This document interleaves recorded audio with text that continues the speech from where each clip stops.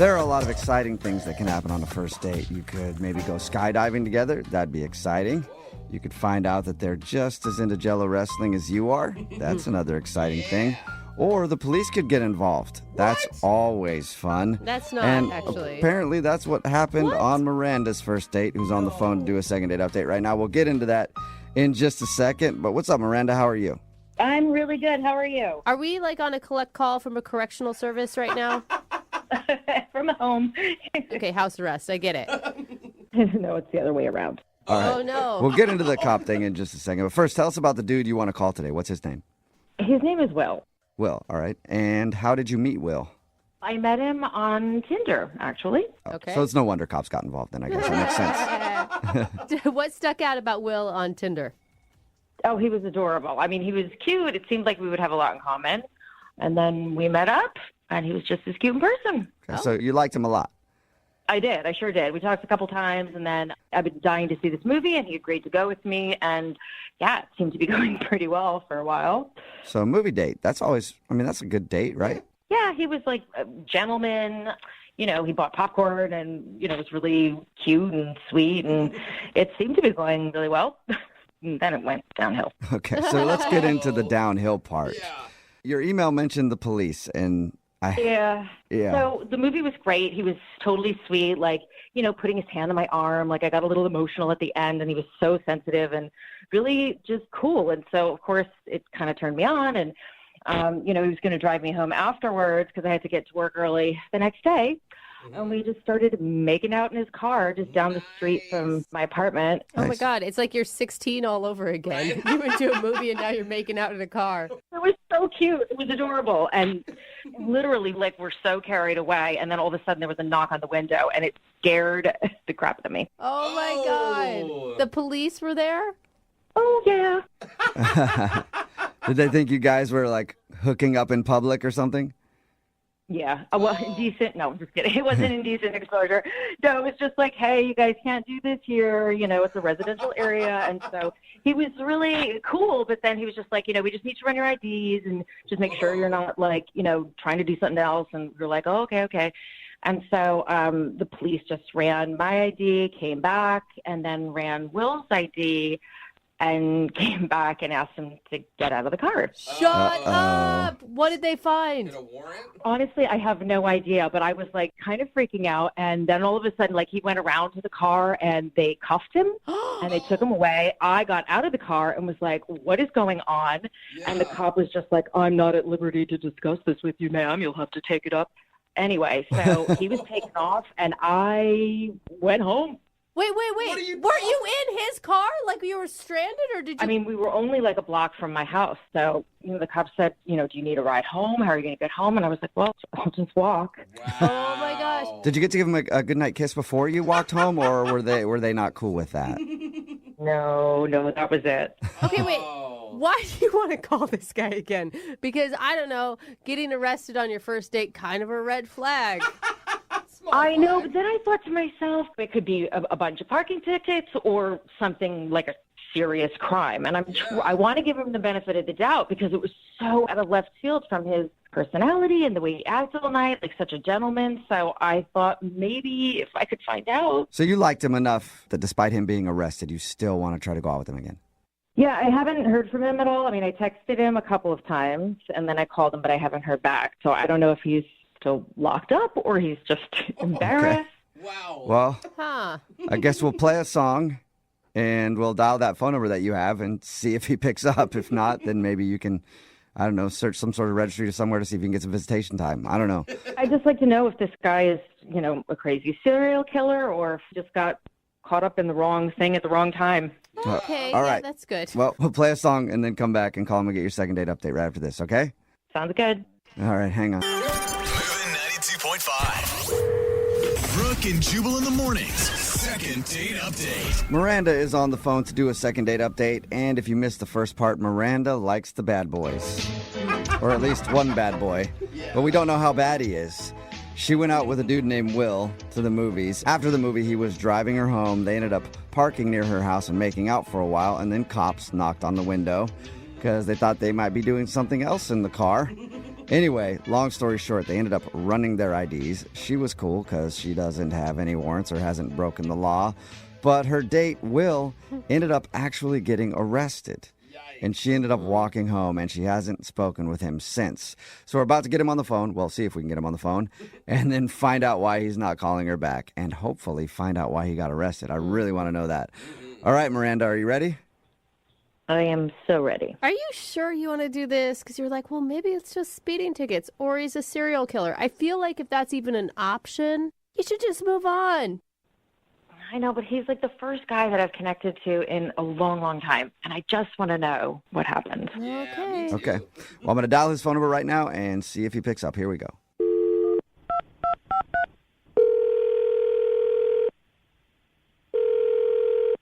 Hello. Hey, I was looking for Will. Yeah, this is Will. Will, how you doing, man? This is Jubal from Brooke and Jubal in the Morning. Who's this? Jubal from Brooke and Jubal in the Morning. It's a radio show. Oh, okay. What's going on? Not much. I'm calling you today because we actually had one of our listeners email us about you. Okay. Her name is Miranda. Oh. All right. And Miranda emailed us saying that she'd really like to go out with you again, but you haven't answered any of her phone calls or texts. And she was trying to figure out why. Yeah, that was it's kind of a tough experience. So yeah, I just haven't called her back. But She told us about your date, but I kind of want to hear from your perspective. Did you like your time with Miranda? Yeah, I mean, absolutely. But I mean, did she tell you about the whole date? She told us about the movies, and then she told us about how you guys were, parked in the car making out, and then she told us about how the police showed up. Yeah. Yeah. Do you really want me to talk about this on the radio? It was kind of rough. Yeah. but you're on the sounds phone like with us now, so you're not locked up. It can't be that bad. Well, I don't know how comfortable I feel like sharing everything. I mean, I thought Miranda was a really cool girl, and I thought we had a great time. Yeah, and Well- she said she had a great time as well, but she's just obviously if you get arrested on a first date, somebody's going to have questions. Yeah. And can you even imagine that she would even want to go out with you again? Like if you went out with a girl and she got arrested, you probably wouldn't call her back. Like she's obviously a forgiving person. Yeah, I'm kind of surprised that she called you guys or emailed you guys because they literally took me away in cuffs. So Yeah. I'm kind of shocked, but I think we really got along and there was chemistry for sure. I mean, you're answering the phone now, and she's tried to reach out to you. Why not just call her back if you liked her so much? Because there's more to it. Like I made a bad mistake a while ago and I'm still paying for it. And regardless of how much I like Miranda and how good of our date went, it's not going to go well because I'm going to have to pay for the mistakes I've made and it's all coming back on me now. So just so she knows, I don't know if you're going to get back to her or anything, but it's not like I did anything horrible. There's no nobody got hurt, nobody got hit or anything like that. Hit? Do you mean hit like physically or like you're a mobster and you're talking about you put I a like hit on that. somebody? No, meaning punched or any, there was no violence. It was a stupid thing that I did that nobody got hurt at, victimless. That's the word. But why don't Victimless, why okay. don't you just tell her? She's obviously a forgiving person. If no one got hurt, right, then shouldn't be a big deal. Obviously, I'm not a serial killer. I'm out right now, but I'm gonna have to go away for a while. So What? the idea of dating someone or that's just not gonna happen for me. Next year or so, 2 maybe. It's not gonna be a Dude, thing. I what can't. did you It's not even a do? possibility. Okay, and there's no way you can tell us what you did? Come on, can we guess? You guys, this is not a game. This is serious. I don't want to share what I did. It was stupid. I was Well, I was an idiot. If you won't share it with us, will you share it with Miranda? Because she's actually on the other line listening and wants to talk to you. Oh, Are you serious? Yeah. Yes, I am. Miranda, you still there? Hi, Will. Oh my God. How are I ya? can't believe this. Hi. I'm Miranda. I'm so sorry because I thought you and I had an amazing time together, and I thought we had chemistry, and it's just horrible luck and stupidity on my part. Well, people mess up. They make mistakes all the time, and it seems like it's not like you murdered somebody. No, I didn't. I didn't do anything. No one got hurt. Like, I just feel like I've waited so long to meet somebody, and we had such a great connection. So if you messed up, I mean, that happens. I just feel like if you just tell us what happened, what you did, I can look beyond that. I was trying to take advantage of a monetary situation that I thought was going to go the right way, and it didn't. It went bad. And did you always know that you were making an illegal decision when you were doing it? When it started off, it seemed like no one's going to know and no one's going to get caught. It was like an innocent thing that like no one's going to miss this. And I was wrong. I was an idiot. But I mean, Miranda, like, just so you know, I got to go away for at least 18 months. I'm not going to be able to date anyone. That's why I didn't call you, because I'm so embarrassed that there's just nothing I can do about this. When you say you can't date anyone else, I mean, no, I don't want you dating anyone else. I want you dating me. Whoa. I don't think that's What? what you meant. Are you serious? You can tell from a first date. Wait. So even though Will has to go to jail for at least 18 months, you still want to date him? I've waited this long, and I really have not had a connection this strong with anyone. I can look past this. So you're trying to make But it you don't even official? really know fully what Will did. Well, nobody was hurt. There weren't bodies lying anywhere. So I feel like That's what he Good says. standards. I mean, you're believing a guy who got arrested on your first date and never called you. Like, I don't think you understand how bad it is dating right now. I don't Apparently. think I do. Will, what do you think about all that? Miranda, I'm blown away. Like, I think you and I had such a great connection. I just can't believe that. I mean, I'm so happy that you feel that way, but I can't ask you to wait for me when I'm behind bars. Yeah. Well, it's my life. It's not like you can tell me who I can fall in love with. Oh. I'll wait for you. Wow. Hey, Will, when do you have to report? 13 days. 13 days. Okay. Well, between now and 13 days, would you like to go on a second date with Miranda? We will pay for it. I would love it. It would be the greatest thing ever. You should probably go on Okay. more Yeah, seriously. You should just date. You should just like move in and for the next 13 days. I'd be happy to do that. Wow. So wait, so you like the idea of her waiting for you. You just don't want to ask her to do that. I could never ask her to do that, but if she feels the same, like I feel strongly about Miranda, but I couldn't believe that she really felt as strongly about it as me, but she felt the same thing I did. Yeah. But I totally understand that if you change your mind in the next 13 days or whenever that you don't want to do this, I totally understand. Like, I wouldn't fault you for walking away from me. Will, you don't have to say that because I know I want to be by your side, and you can take that all the way to the bank. I mean, unless you have issues with the bank. Yeah, you don't really even know what it is. Well, congratulations, Oh my God. Will and Miranda. I guess you guys Wow. are going to go out on another date. That's And then, Will, you're going to report for your other date that you have coming up. And maybe conjugal visits from now until the next 18 months. Oh. That sounds amazing. I didn't even think that was possible. oh my God. I'm so excited. Thank you. This Yeah. is like the weirdest start to a love story ever. I know. And, Will, when you can finally talk about it, will you guys get back to us and let us know? Seriously. Well, I mean, depending on what's in the testimony or what's left out of the testimony, I will totally tell you. All right. Sounds great. We'll talk to you in about 18 months Yeah, then. maybe earlier. Yeah, maybe. depending on behavior. Thanks, guys. guys. Thanks so much. Yeah, thank you guys. Brooke and Jubal in the morning. All right, that was a second date update from a while ago, and now for the second date update, Will and Miranda are actually on the phone with us. Hey guys, how are you? Good. We're good. We're good. Really good. Okay, Really? Miranda's still alive, which is a good sign that he wasn't, in fact, a murderer. Like, was one of the options. Well, he's alive too. Oh, yeah, so he must... Wait, I thought you had 18 months. There's a lot of questions here.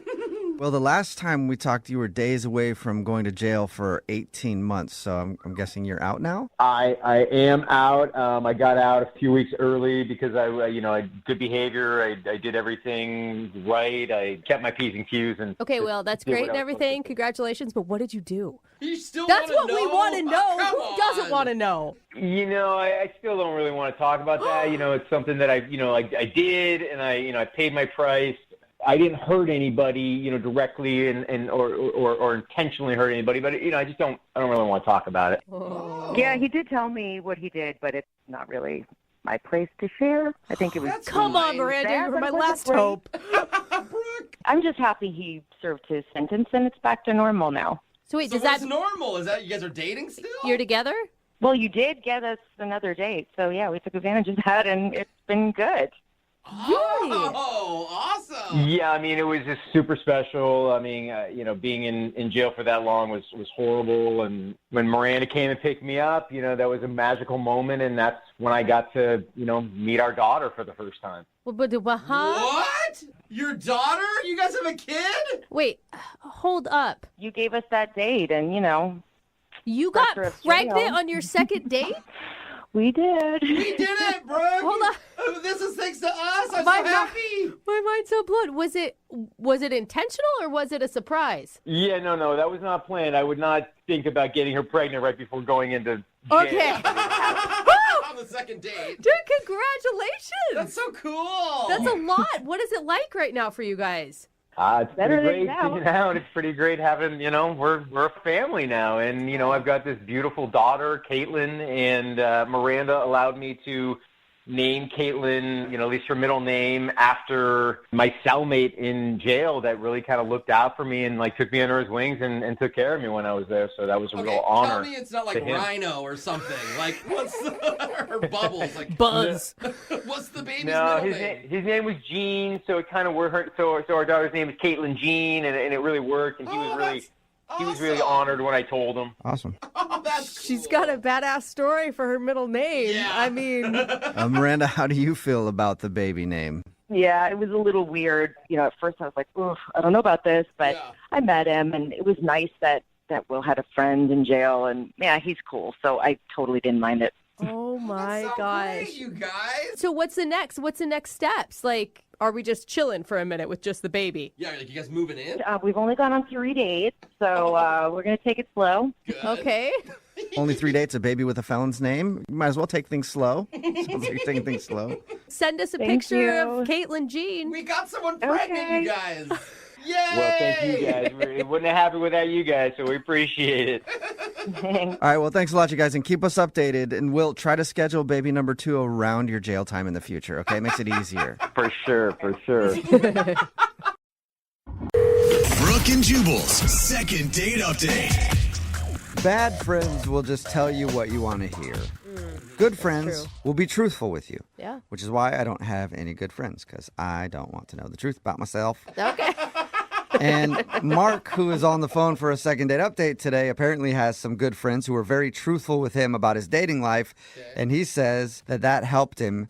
Apparently, he tried to change something in his dating life recently, and he went out with a woman, and now he's not getting a call back from her. What's up, Mark? How are you? How's it going? Pretty good. So what did your friends tell you? Well, I've been single for a while. I haven't really had a serious girlfriend. And, they told me I tend to kind of talk about myself a little too much and dominate the conversation. Uh-huh. I feel that already. Right. Well, thanks. Yeah, stop talking about yourself. Jeez, man. I know we're asking you questions about God. yourself, but whatever. Yeah, I'm still too self-centered, even on this show. Right. What did they say to do to fix it? Well, they thought that if I made a little brochure, I could hand the girl when I meet her, and then she could kind of read it with some bullet points about me that would take the pressure off. Were they serious about that? That's kind of funny. They were. So, my name's Mark, so I made it, it's called Mark in a Minute.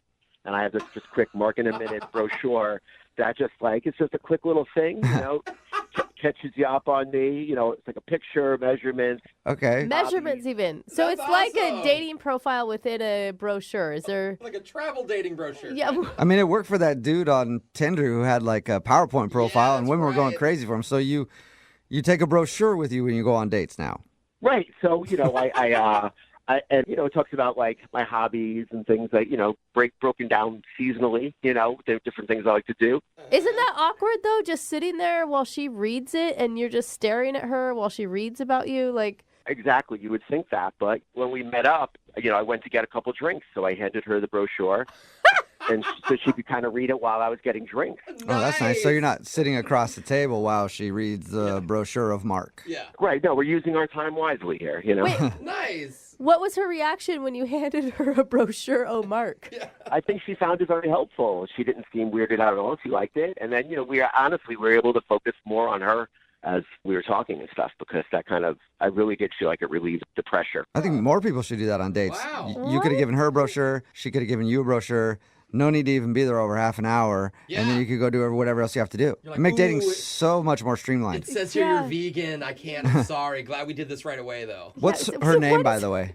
Her name's Elizabeth. Okay, can I just step in and say I think this is a horrible idea, and apparently I'm the only one? Really? Yes, I think it's cheesy. Like, why wouldn't you, if you talk too much about yourself, your friend should have just told you, hey, Mark, shut up and ask some questions about the person you're out with. Well, that's easier said than done. Like, I've tried doing that, but I have trouble holding back. Like, I want to talk about what's up in my life. So, Okay, so you just can't hold back from talking about yourself. Okay. And how did the date go other than your brochure? Was it good?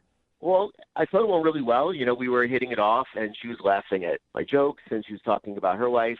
But then she had to meet up with a friend, so it didn't, it kind of got cut short a little bit. Did you believe that, Mark? Did you believe that she really needed I to meet did, up? and she took the brochure with her, I will say. Yeah, because I'm telling you, she's going to show that to all her friends, because that is ridiculous. No, or maybe she wants to make one up, and she's just going to copy my work. I don't think so, Mark. I just don't. Huh. No, honestly, I think she took it because she was interested, and she wanted to kind of look over it more when she got home, and it has all my contact info in there too. So I think that she was interested. Okay, but you haven't heard from her. No, I haven't. But that's why I kind of need you guys to help out. And have you called her? I've texted her, and I haven't gotten any response. Okay. And what's your theory why she's not calling you back? Well, at one point, she did kind of use my brochure as a coaster, so maybe some of my info got kind of smudged. Okay, but she has your number because you texted her, so there goes that theory. Oh, Mark. Right, okay. Yeah, all right. Just trying to figure it out for you, Mark. It could just be that you're still not a very good listener and that you made the date too much about you. I mean, when you come with a brochure of yourself, it's not really making it less about you. I'm sorry, what were you saying? No, I'm serious. I am a good listener, I swear. I am. Okay. But the brochure really did make me, it made it easier for me to listen, and I know it was the right move.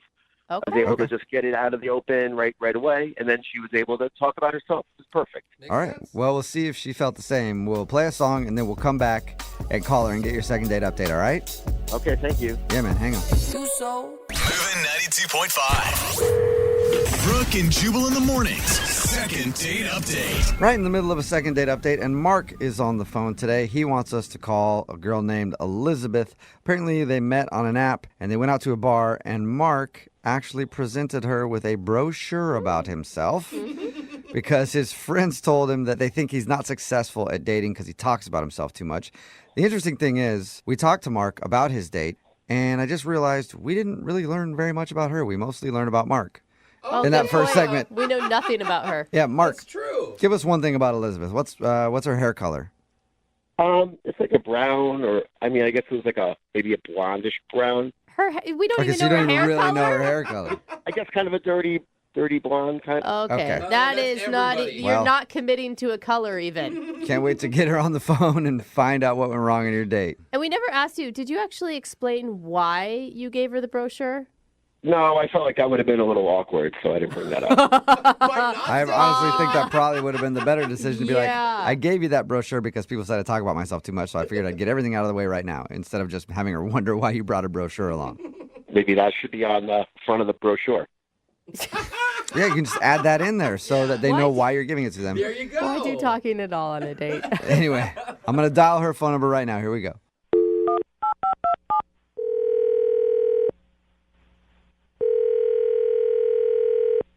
Hello? Hi, is this Elizabeth?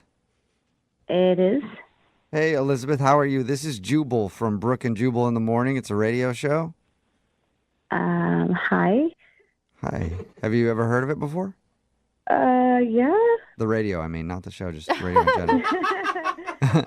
Have you heard a second date update before? I have heard a few, but only a few, not all the time. Oh, cool. Well, you're about to be in one. Seriously? Yeah, we got an email from somebody about you. Oh, boy. Okay. His name is Mark, and you might have a brochure from him laying around your house right now.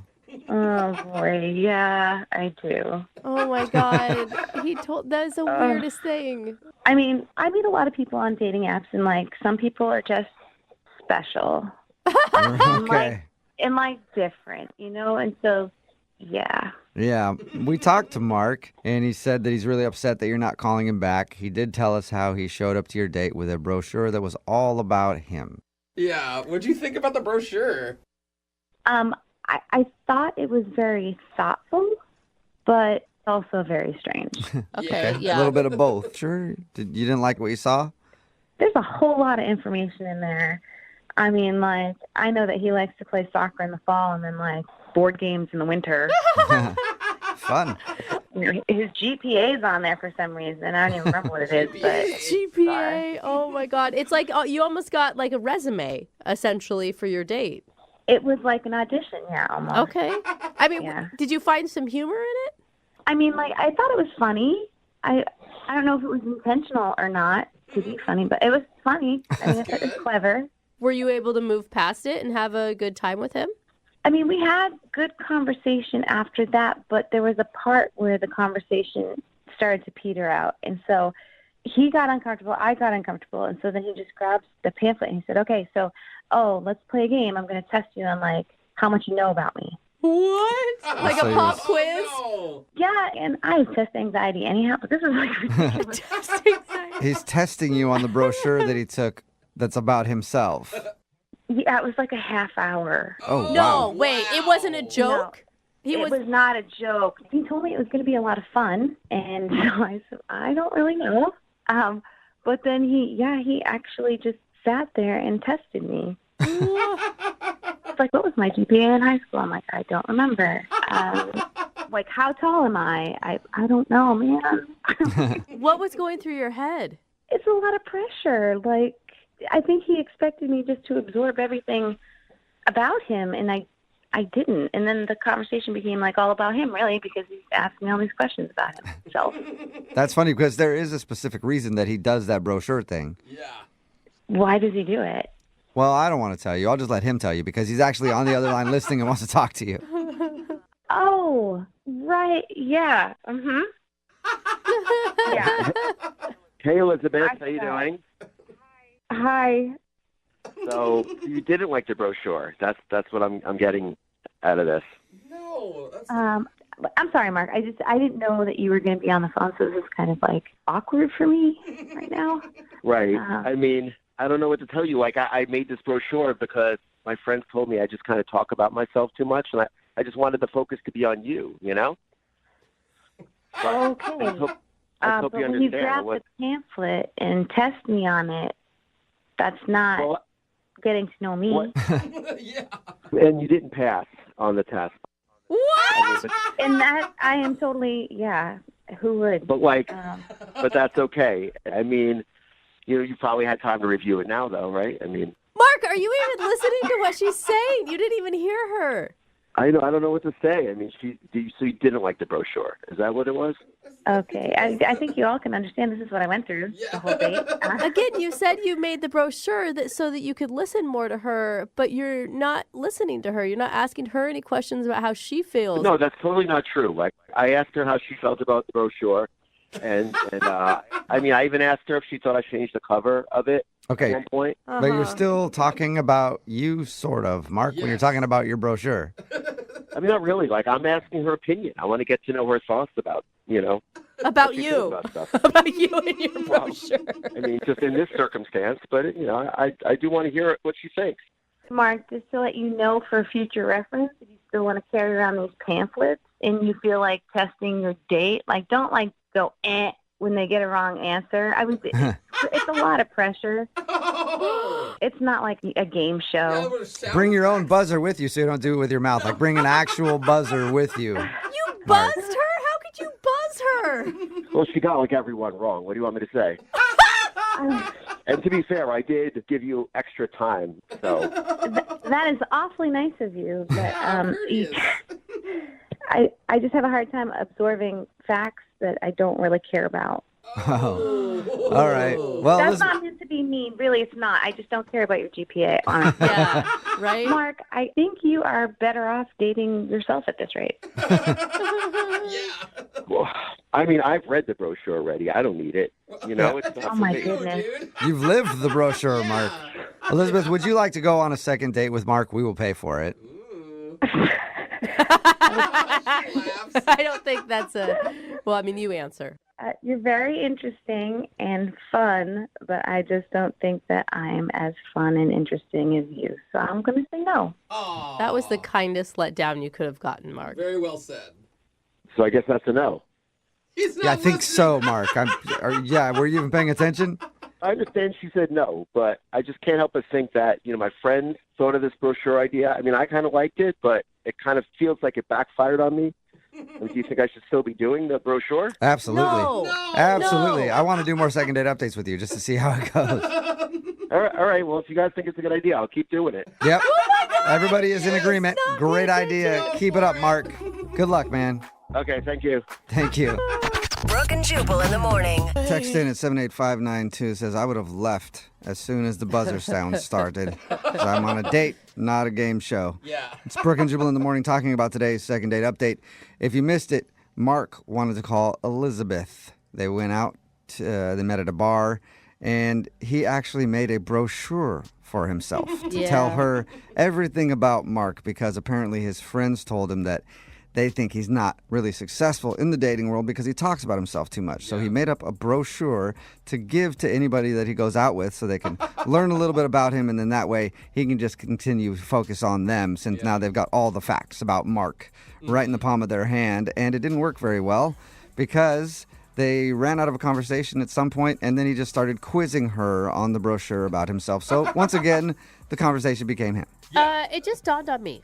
Were his friends trolling him? Probably. Do you know what I mean? Like, they're like, oh my God, we told him to do a brochure and he went through with it. Yeah. Like, what was he thinking? I would think so. And then How does he have friends, by the way? apparently Everybody deserves friends, no Jose. idea. Apparently, when he was quizzing her, he started buzzing her when she'd give a wrong answer on the brochure. Apparently, she got every answer wrong, Yeah, which was a big turnoff for him. right, because she didn't know all about Mark, and Mark apparently wants everybody to know all about Mark all the time. Does anybody else in this room kind of want a copy of the brochure, though? I do. I really Yeah. want to see it. I think the brochure thing could work if you made it funny. Like, I think if you didn't take it seriously, There as was he did, no it could actually humor be in what he was doing. I know though. he did it way Yeah. too serious, is what I'm saying. Right. He was literally like a timeshare salesman See, most people for himself. are just very intrigued with the brochure. Somebody texted in at 78592 and just says, I want to know what paper and print quality that of is his a good pamphlet he question. used. Was it cardstock or trifold? I don't know. Glossy stuff. And we Yeah. didn't even ask, like black and white, or did he invest in color? And how much You know? is it to get a brochure? And what kind of graphic design artist did he use? Yeah. Did he do it himself or did he hire somebody Yeah. for that?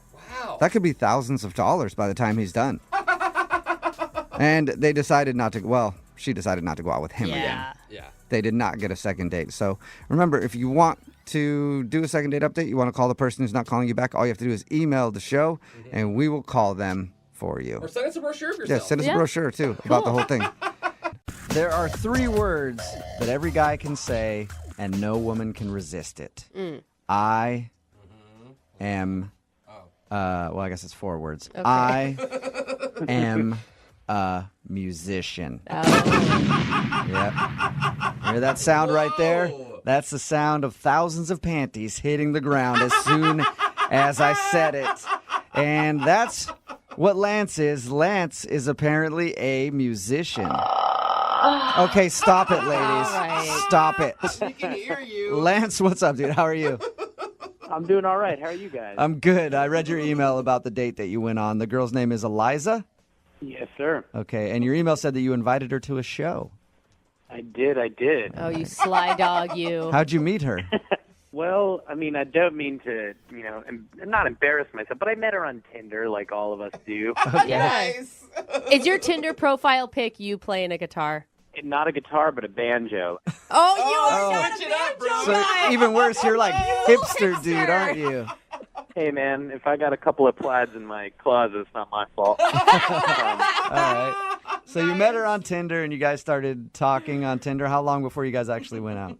It was a couple of days because we started talking, and like first I was really attracted to her because she's so like her picture is very beautiful. Mm-hmm. So I invited her to a show because usually that's like a great way to kind of like start off a good old date, God, I wish I could sing or play an instrument, man. I would constantly be like, yeah, come check out my show. Oh, hey, yeah. Exactly. Well, I mean, it's easier that way because it's like something I'm comfortable doing, instead of acting like trying to make like conversation. At least I can do something that, I'm passionate about. But how much time do you have at a show to actually get to know someone and go on a date with them? I feel like that's just you inviting her to show off. Yeah, right? Usually before my set, like, basically we got a drink before I went on. Okay. And we got to talking because it's like, the lull before the show actually happens. So we had some time to like get to know each other. After you were done with the drink before you went to perform, did you say, Daddy's got to work, I'll be right back?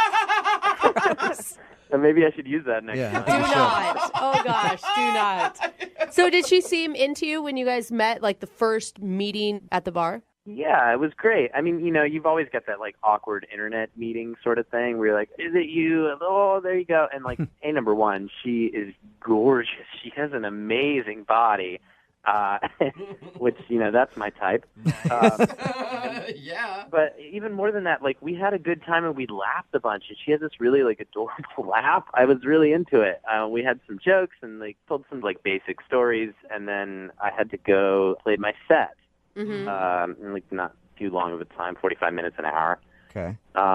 Was she there after? Did she stay after, or did she hate your music and leave? No, she stayed. She stayed. Hey, man. I try to keep it, I'm not too experimental, so, music's all right. So this is embarrassing, but, like, she stayed after I finished playing, and there was a lot of people who kind of wanted to, like, meet and greet and, like, talk, and, people come, like, fans and things like that. Yeah.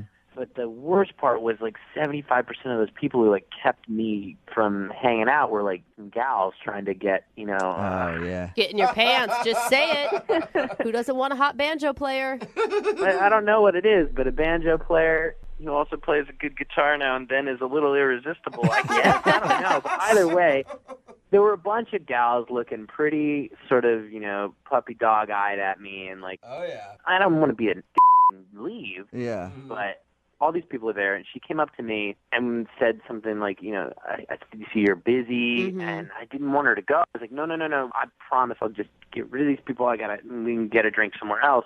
And, like, at that moment, this gal came up to me and just handed me her phone number. Oh. Uh-oh. And Eliza was like, you know what, you're busy. I got to go. And she left. Oh, no. Did you say anything about the phone number, or did you like throw it down in front of her and be like, oh, No. God, I hate I this? will not take this. You can't do that. You can't be like, hey, I sounded like I had my foot in my mouth the whole time. It's like, it's not what you think. But didn't you expect this? I mean, I assume that this happens at the end of every show. Like, well, it happens, sure, but like this night just seemed to be like a lot of people flooding me, and it just was like the perfect storm, Oh, great. It's like the one night you invite a girl to come watch you perform, every single girl that wants to hook up with you after the show is in attendance.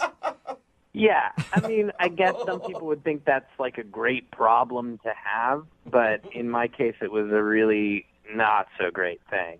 I will say, I mean, I think musicians are hot and everything, and especially for one night stands. But if I was looking for a relationship with a person, I would be tentative. I mean, you guys have a stereotype of not being super faithful, and there's a reason for it. Totally. I totally get that. But really, that's not my vibe. I want to meet someone that's like, we can have a really cool thing together and like have a relationship. And I know there's like the stereotype of like the rock star is knocking boots with everyone in the audience. But I wanted to kind of introduce her to the stuff that I'm really passionate about. And like maybe that would lead into something else. So you want to tell her that the only boots you want to knock are hers. Hey, man, there's a song in that, Hey, maybe you should write it. I want your boots. After she left, after you were getting swarmed by people, how long has it been since you talked to her? It's been like 3 days. And I feel like a total loser, but I'll be honest with you guys. I've been texting her like every day, trying to kind of tell her that I'm still into this, but I haven't heard back from her. Wow. And what do you say in your text messages? Are you apologetic or? Yeah, I mean, I told her that I know what it looked like, but it's not that. I'm trying to like make jokes, and then, I'm just telling her that, like, the time we had before I played the set was really awesome, and I'd like to get to know her better. Okay. Well, we'll play a song, come back, call her, and get your second date update, all right? Okay. All right, man, hold on. Moving 92.5. Brooke and Jubal in the mornings. Second date update. Right in the middle of a second date update. And that is the sultry sound of Spanish guitar. Why am I playing that? Because Lance is on the phone with us. And Lance wants to do a second date update today. He's a musician. He met a girl named Eliza on Tinder and invited her to come check out his show. Mm-hmm. She went, and then after, he was bombarded with sexy ladies who wanted a piece of Lance. And he wasn't able to hang out with Eliza, so she said, hey, I gotta go. Maybe we can hang out again. And she hasn't answered any of his phone calls. He thinks that's the reason why, because after his set, he was really busy talking to fans, most of whom were female, and it might have turned her off. All right, Lance, are you ready to give her a call?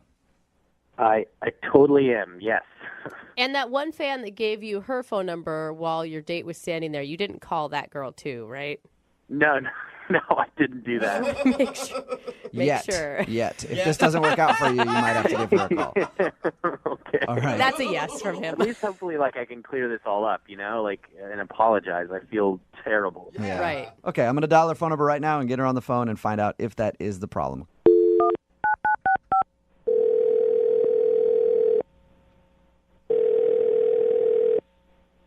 Hello. Hi, is Eliza there? This is. Hey, Eliza, how are you? This is Jubal from Brooke and Jubal in the morning. Okay. Do you have a second to talk about something? We do have a listener to our show who knows you and asked us if we could get you on the phone to ask you a couple questions.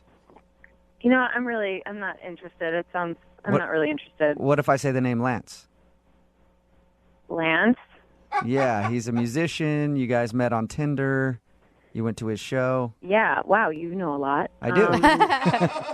I know a lot because we talked to Lance, and Lance told us about how you guys met, and he also told us that you're not calling him back and he wants to see you again. So he asked us if we could get you on the phone and find out why you're not getting back to him.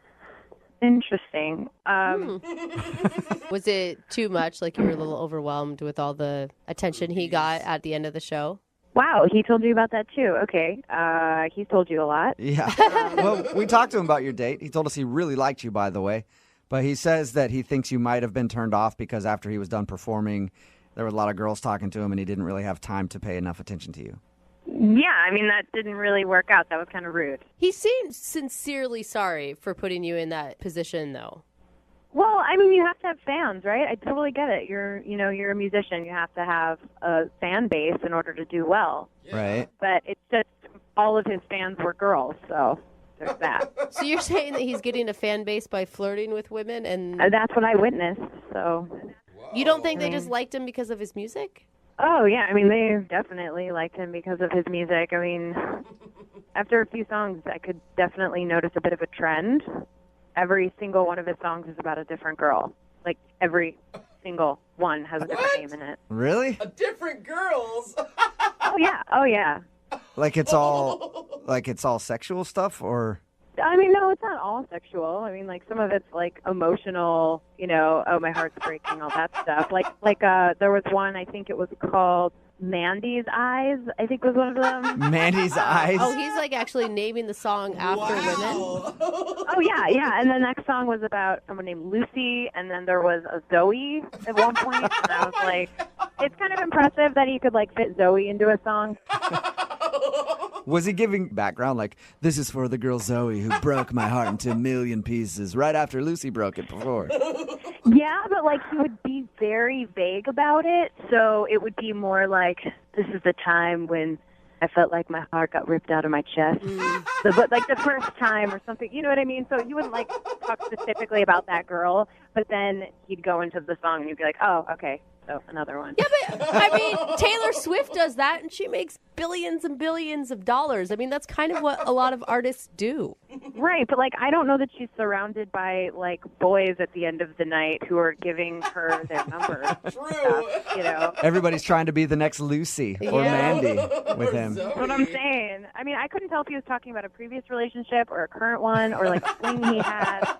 And Lord knows I don't want to become a subject of one of his songs. No. Hey, Eliza, thank you for being honest with us and telling us what happened on your date. I appreciate it. Yeah, totally. You know, it is what it is. Yeah. Well, I feel like I must be honest with you at this point and let you know that Lance is actually listening and wants to talk to you. Wait, I'm sorry, what? Yeah, Lance is on the other line and he wants to talk to you. Like, are you kidding me right now? No. Lance, are you there or did you go away? I'm here. Hey, Eliza. I'm sorry that it has to be this way, but, I mean, this is the only way I could do it because you wouldn't respond to any of my texts or calls or anything. I thought we had a great time, you know? Yeah, sure. We had a great time in the beginning. We were laughing, joking around, but, you know, I was trying to be nice and thank you at the end of the night. But do you know that one of the groupie girls elbowed me aside, digged her elbow right into my rib? And I'm not joking you. I'm not joking you when I tell you she said, "Back off, honey. I'm getting into Lance's pants tonight." Way to go. Wow, Lance. I kind of want to high five him for some reason. Nice, dude. I'm sorry, Eliza. Well, that doesn't, okay, number one, doesn't happen very often like that. It just seemed like a perfect storm. And two, I didn't get into anybody's pants that night. I went and had a milkshake by myself, and then I went home. Oh, a typical artist, something an artist would say. I mean, that's fine. Good for you. I'm not, you know, you could have got laid probably like 50 times that night if you wanted to. So it's not. I mean, I wanted to, but I didn't. I really thought we had a great time before, and I'm sorry that it had to happen that way. And I know it looked really terrible. I know that it looked really stupid, and like, I can only imagine that you felt, you know, how you felt, and you left. But I just wanted to have another chance and show you that, like, A, that's not what happens all the time, and like, two, like, I think we could have something cool and special, and I'd just like another chance. Aww. Lance, come on. Every single one of your song references a different girl you've been with. Like, who is Backdoor Jen, by the way? Backdoor Jen? That sounds like a song we all want to hear. Well, hold on. Backdoor Jen? That song is a total joke. That song is a joke song, and if you've been to, like, I mean, how like is it to know it was a joke? Every single song you sang had a different girl's name in it.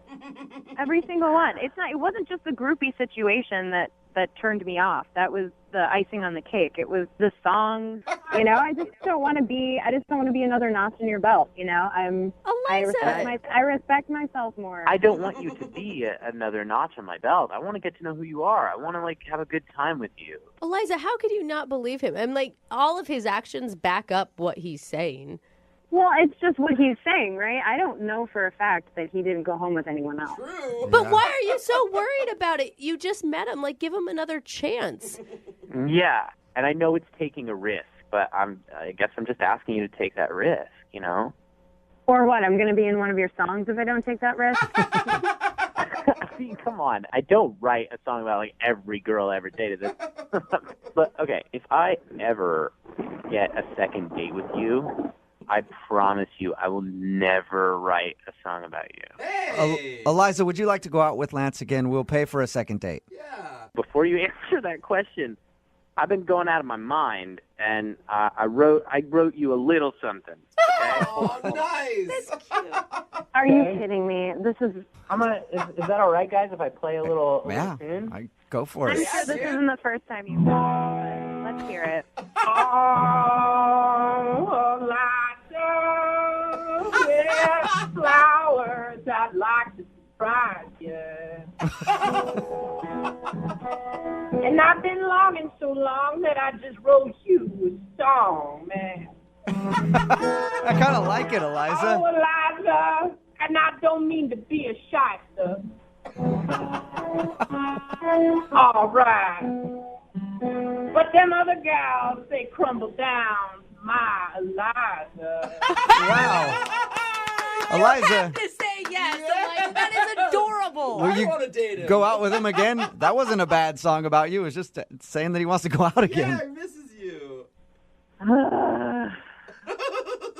Come on. I promise I will never play it ever again. Say yes. I will give you one more date, but we cannot go to one of your shows. Yes. I pick where we go. All right. Awesome, you two. Got a lot to make up for. Congratulations, you guys. I think, Eliza, you made the right choice. Lance, good work on getting a second date. Oh, thank you, brother. You Yeah. guys helped me out so much. Hey, can you help us out now that the second date is over? Would you mind singing us a real quick song to get us out of this whole thing? A real quick song? Yeah, just like something to get us out of the second date update would be awesome. All right, great. Hold on just one second. It's done. This date is happening. Thank you, Brooke and Jubal. We got ourselves a second date, and that's all right, so thanks. Yeah. I love it. Brooke and Jubal in the morning. Text in at 78592 says, I think you guys just talked to the male Taylor Swift. Talking about today's second date update, this guy named Lance, who's a guitar player and a musician, wanted to call a girl named Eliza. Their first date was at one of his shows. He said, come check out my show. And she was there and she watched it. And he said after the show, a lot of girls approached him like they always do because apparently he's hot and he can sing. Yeah. So women so seem jealous. to like that. I am I know, very, he's, like, very bitter. jealous. Whatever, we Very get jealous it. of me. Yeah, all right, fine. Yeah, you're sexy and you can sing and whatever. But she didn't want to call him back because apparently all of his songs are about other women. And their titles are even women's names. Yeah. I Like, mean, it's come one on. thing to sing about love in general, but Yeah. very specific. so like she love was songs. scared she would be the subject of one of his songs. Yeah. And But she she didn't also- want to date him. Probably wants it a little bit. Yeah. I Yeah. mean, like, you don't want to be a song subject, but on the other hand, that'd be kind of cool. That's how it works. Me and Jubal, I take girls to comedy shows, and afterwards we always do meet and greets, and it kind of backfires. Like, girls are like, oh my God, you talked to all these girls, and they're like, but I'm going home with you. Yeah. Like, they like that. Or they're like, I hope you never write a joke about me when you date them. And they're like, so did you talk about me on stage? Yeah, right? All right. God, you guys He have- ended up actually getting a second date, though, because he sang her a song Yeah. in the second date update, and that wooed her. And was she was like, awesome. all right, I'll give you another shot. He was darling. I'm sorry. I would have fallen for that in like 2 seconds. Yeah, a lot of people are texting in at 78592 saying they want dates with this guy. Yeah. If you want a second date update, all you have to do is email the show, and we will call the person who didn't call you back. Moving 92.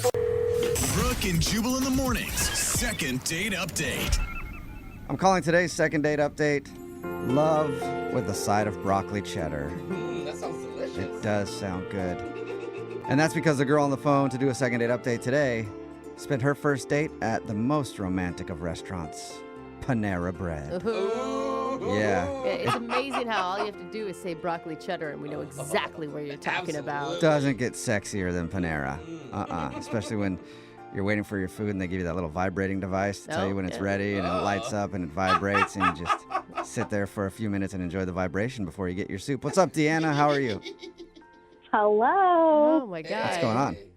Well, I wanted to tell you guys about what's been going on and see if you can help me. Okay, so you had a romantic date at Panera Bread and you did something with a vibrating thing? I mean, that's how Jubal set it up anyway. What do you even call that thing? I don't know. Yeah. It's like Is a it- vibrating I just call it toaster. pleasurable. Okay.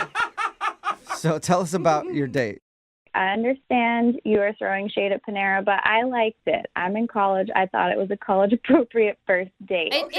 is. I mean, and when you're talking about casual dining, it's pretty expensive. It still is, yeah. You know, it's pricier than like Subway and stuff. That's true, and he paid. So Nice. All right, Boom, sweet. There you go. So tell us a little bit about the dude. What's his name? his name is AJ. And All right. where'd you meet him? We met in a study group. Oh my God. College kids still really do meet people in real life? We do. Yeah, was it a study group app? No, but that's genius. We should make that. All right. So what'd you like about AJ?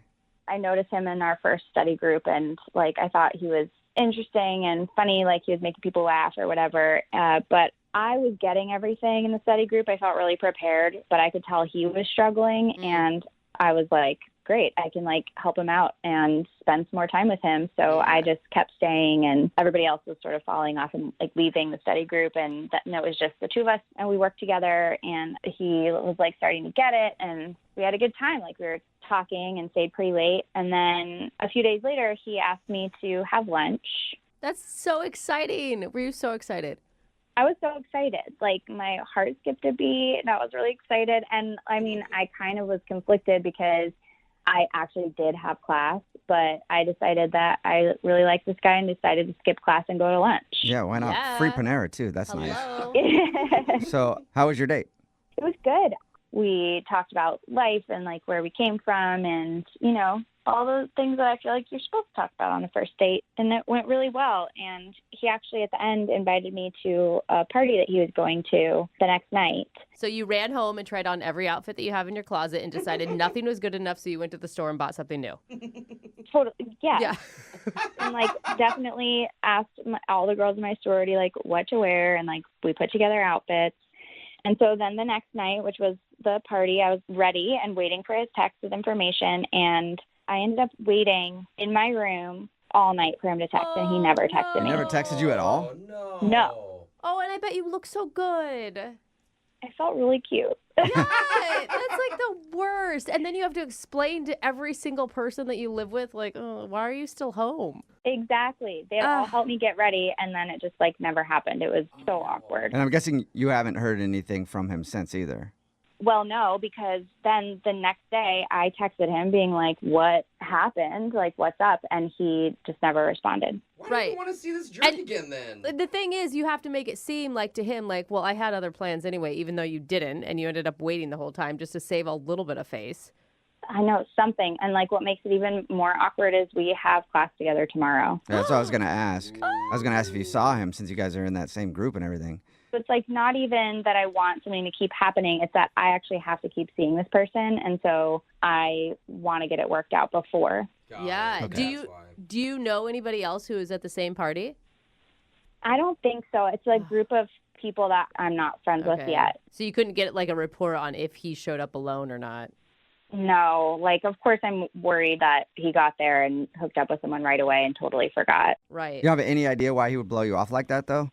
I really don't think I did anything. Like, we just met, and I've only been, like, very accommodating. Yeah. Right. And I just keep thinking back to our date at Panera, which I feel like went so well, and I just feel confused. Okay, cool. Well, we'll play a song and then come back and try to get an answer with your second date update, okay? Okay. All right, hang on. Moving 92.5. Brooke and Jubal in the mornings. Second date update. Right in the middle of a second date update, and if you're just joining us, Deanna is on the phone, and she wants to call a dude named AJ. They actually are in college together. They met in a study group, and then they had their first date at Panera Bread. She said she enjoyed it a lot, and then they made plans to go out to a party. She got all ready to go, but he never texted her. Also, to make matters worse, they have their class tomorrow, so she's probably going to see him, and she wants to get this all sorted out beforehand. And Deanna, I really hope this works out for you. I do. I do too. I really had a good time with him. I like him. I think he's a good guy. I hope, in a few months you guys hang out and then you're calling home from school to talk to your parents about a pregnancy scare or something like that. You know? That is so sweet. Yeah, I'm looking forward to a pregnancy scare in your future, and I think it's going to start right here. So I feel good about this. Thanks. Why aren't you angry at this guy? I'd be pissed. I am. Like, we definitely have to talk about this. It was rude for sure, but I'm open to understanding what happened. All right. All right, cool. Well, I'm going to dial his phone number right now and see if we can figure it out for you, okay? Thanks. All right, here we go.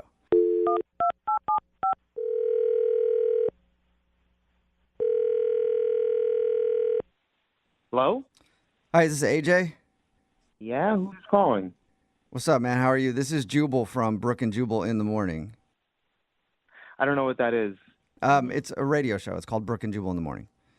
Oh, okay. Why are you calling me? That is a good question. I'm calling you because we actually got an email from one of our listeners about you. Wait, like me specifically? Like, you sure it's the right AJ? I'm pretty sure it's the right AJ. Is this the AJ that went out on a date to Panera Bread with a girl named Deanna the other day? Yeah? Yeah. Yep, that's why we're calling. But do you know that from the email? How do you know that? I know that because we do a segment on our show. It's called the Second Date Update. That's where if you go out on a date with somebody and then end up not calling them back, that person can email us to get you on the phone and ask what happened. So Deanna emailed us because she told us you hung out, went to Panera Bread, and you were supposed to pick her up to go to a party, but you never texted her. That's kind of weird. She emailed a radio station about our date?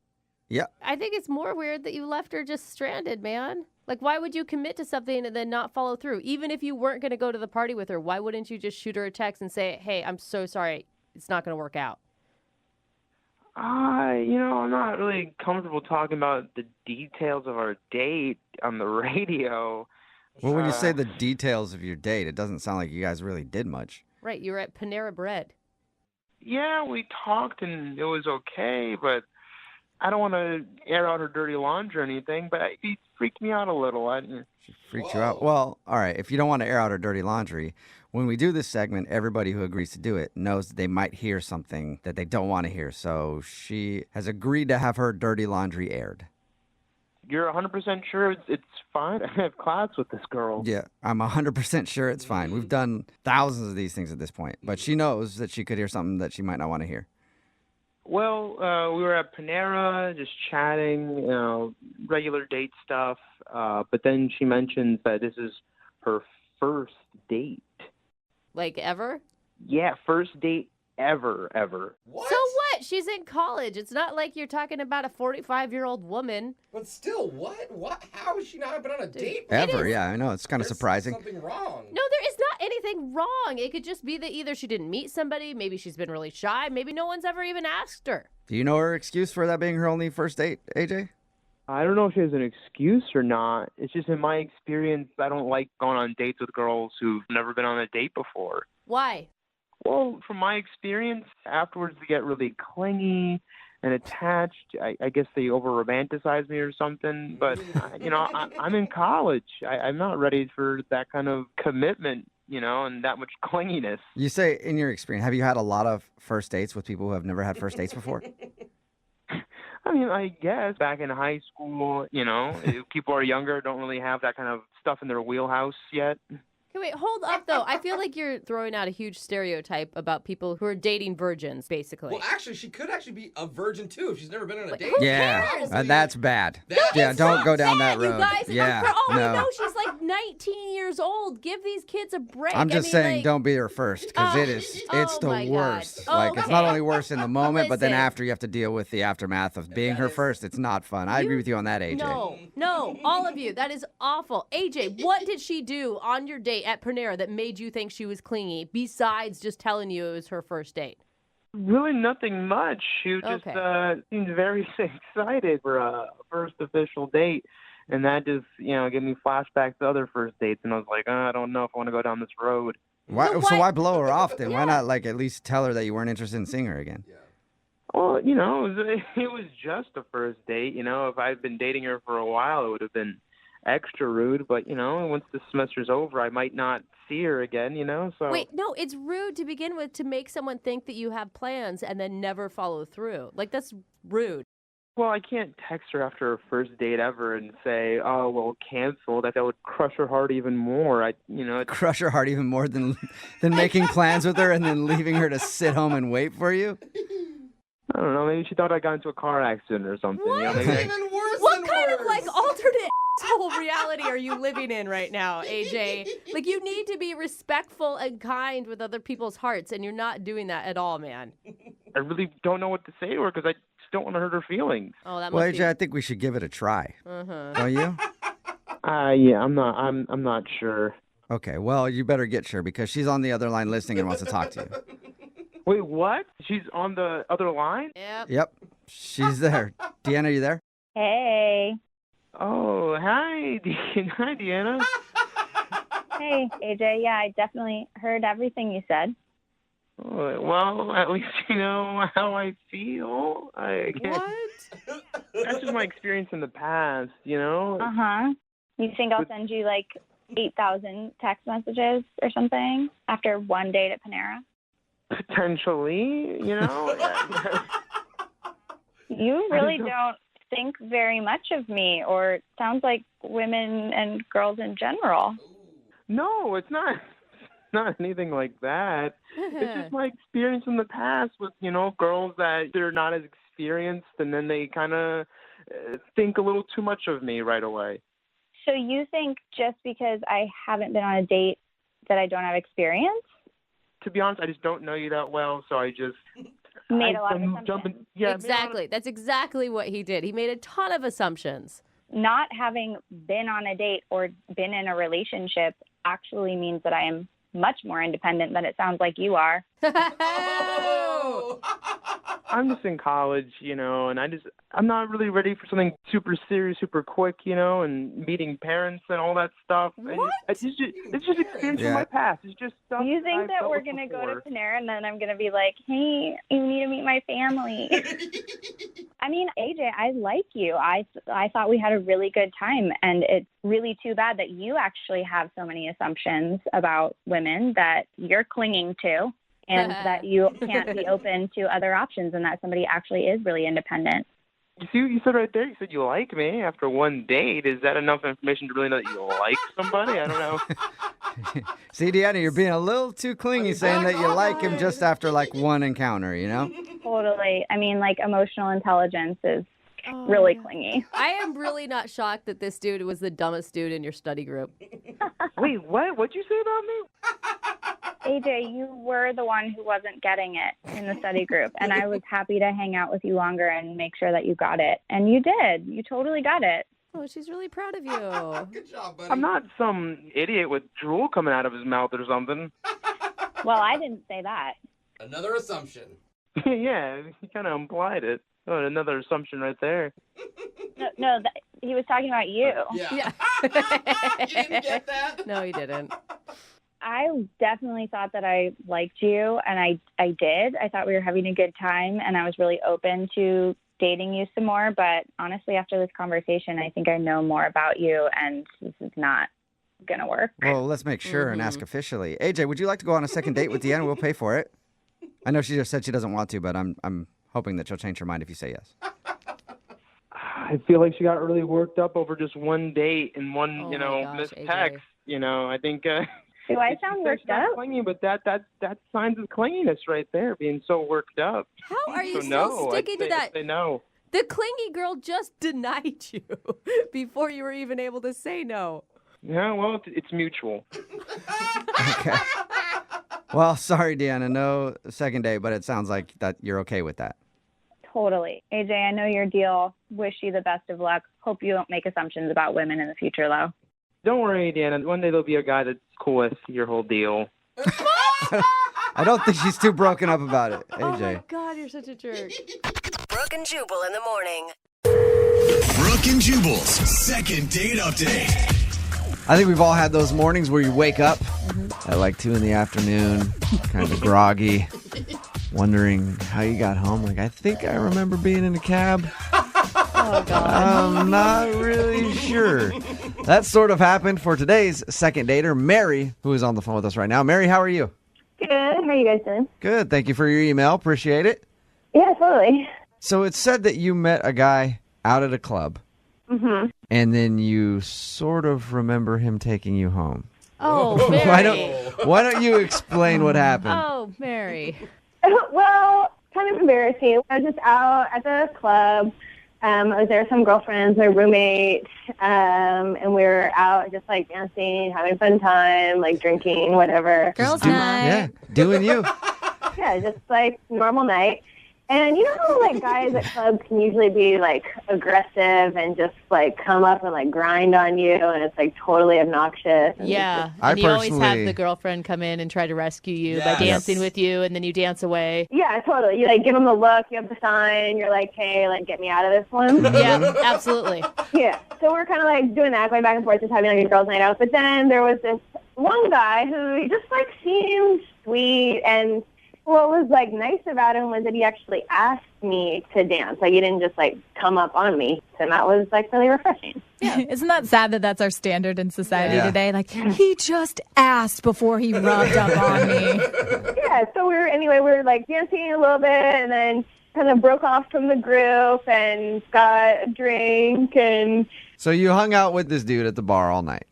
well, yeah, I mean we were like drinking, dancing, like just kind of back and forth, Okay. like having a fun So, time. so you hung out with the dude at the bar all night.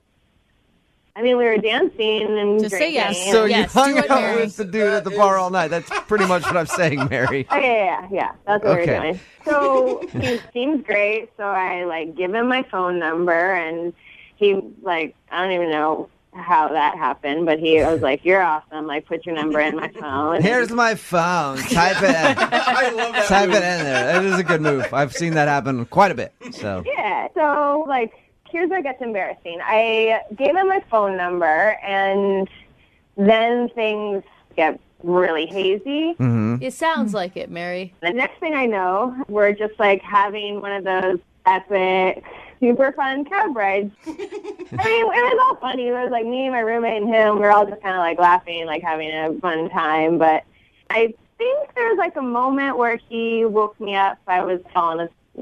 Were you passed out on the way home? Yeah, but I do remember that he helped us get into our place. Okay. So was it like he was taking care of you? I mean, I've been out and I've been with drunk girls before, and I'm like, I'm going to make sure they get home safe. Yeah. And I'll take a cab home and then put them into bed and then be like, oh, okay, I guess she actually is passed out. I guess I should go.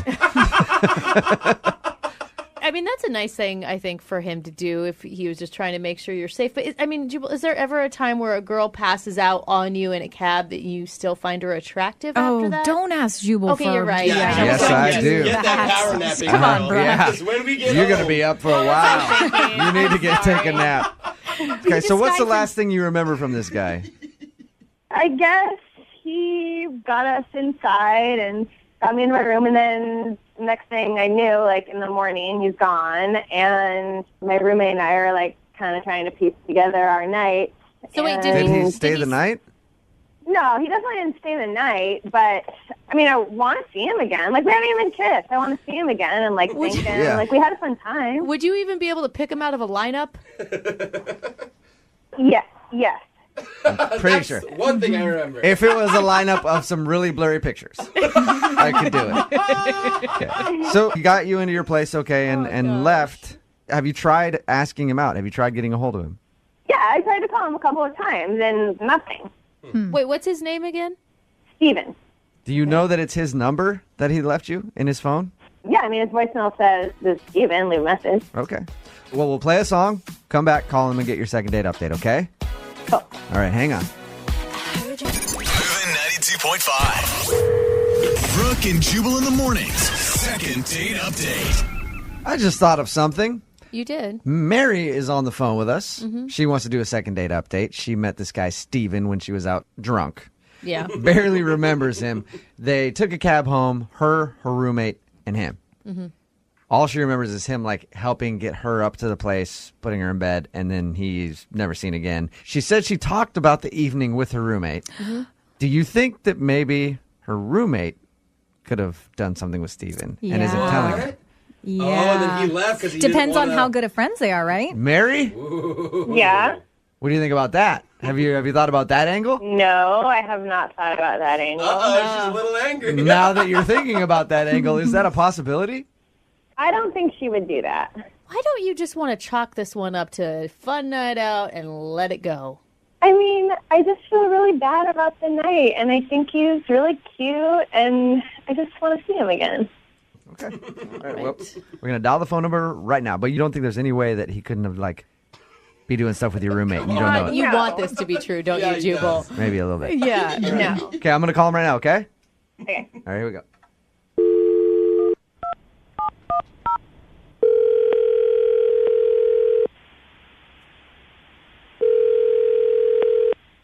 Hello? Hey, is Steven there? Yeah, this is him.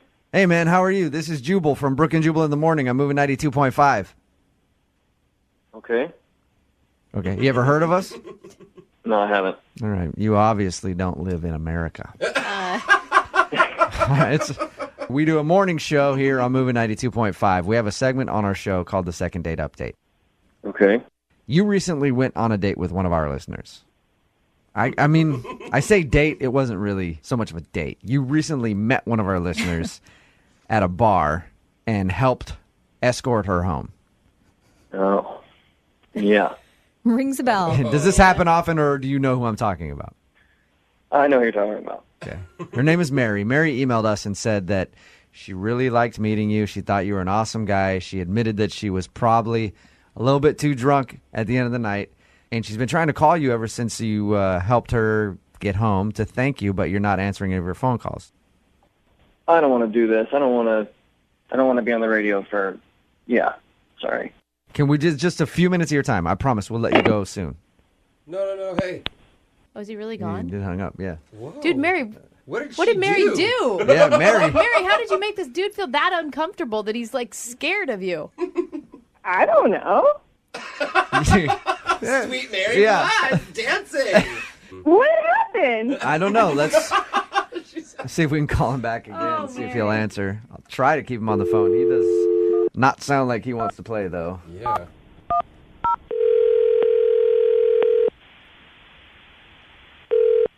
Hello? Steven, is Jubal from the radio station.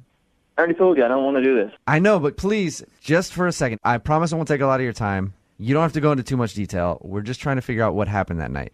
No.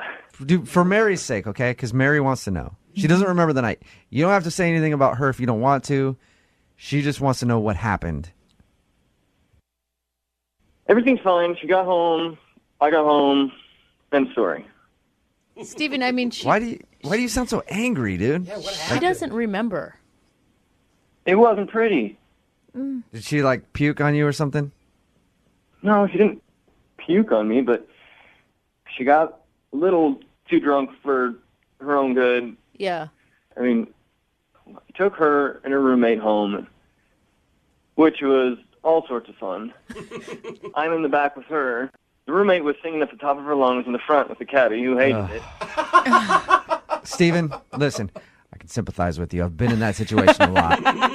And it is the most annoying thing ever. I've actually been kicked out of a cab for doing Yeah. that. I'm not lying. I've been you before, Steven. I've been the guy in the back that's been like, oh my God, just make this end. So I understand your hesitancy to do this. But that was nice of you. Well, thank you. Was it just was it just that you were embarrassed in the cab? That was it? Well, the whole thing was embarrassing. We got her in the cab. Like I said, the roommate was a ball of joy. She was passed out in the back, grabbing at my junk. Oh, nice. No. Grabbing at it? That's not the way you want it done, you know? Yeah. To say the least. I mean, I don't need a drunk girl half passed out in a cab. I don't need that. Yeah, it's not sexy. No. There's sexy Yeah, that's grabbing not at the right. drunk, and then there's not sexy grabbing at the junk. And it doesn't matter if you're a guy or a girl doing it. Did you tell her to stop? I mean, I pushed her away. She's like, oh, no, come on. Just let me touch it. Try and tell a drunk girl something. Yeah. What's that? So she groped you and then passed out, and you helped her get into her room and then left, and you didn't want anything to do with it. I had the cab hold out in front. We got Yeah. her roommate to help me get her in. She was at least functional. So we got him into the house. She was passed out. I left. I took the cab home, and here I am. All right. Well, thank you for sharing with us what happened. Yeah. Appreciate it. Yeah. Yeah. I do want to let you know that Mary is actually on the other line and heard everything that you just said, too. Really? Yes, she is. Mary, go ahead and say hi to Steven. I am so embarrassed. Oh, Mary. Do you remember doing any of that, Mary? No, Steven, I'm sorry. You're so nice. I'm not like that. I don't know what happened. Mary, that's never happened before? No, never. That you can remember. Right. Right. That's not me. I am not like that. I don't know what happened. Yeah, it wasn't pretty. I mean, was it like a little sexy? No, it wasn't sexy at all. You know, it's fun at the club, and it's fun to have a good time, but I don't want to go on a date like that, you know? Yeah, well, I mean, she was drunk. Have you ever been drunk before, Steven? I mean, I get it. I'm not judging her. I didn't want to freaking talk about it, you know? It's a good point, Steven. Here we are. Yeah, it is a good And now point. you got me on the phone with her. Do you think you could forgive her for a drunken mistake? She doesn't need my forgiveness. I don't give a but there's a reason I didn't answer the phone. Oh, come on. Mary, I mean, you guys obviously had a connection at the beginning of the night. Yeah, I mean, we do, but when you don't want them to touch your in the cab as you're passing out. Like, that kind of ruins it. That brings me to my next question. Steven, would you like to go out on a second date with Mary? We will pay for it. No alcohol. The groping is completely up to you guys. I mean, come on, Steven. We were having such a good time. I honestly, that's not like me. And I don't know. Let's just give it a second chance. I promise I'll, sit on my hands, whatever you're comfortable with. We'll have a bouncer follow you guys on the date. And if there's any appropriate touching, we'll separate you two. How about that, Steven? Come on. I mean, Mary, I'm not trying to be a jerk, but I didn't answer the phone on purpose. And you call a radio show to have them call me and trick me to get you on a second date with you? Called me a tried to play with my damn near threw up in your bed. And I wanted to thank you for getting me home.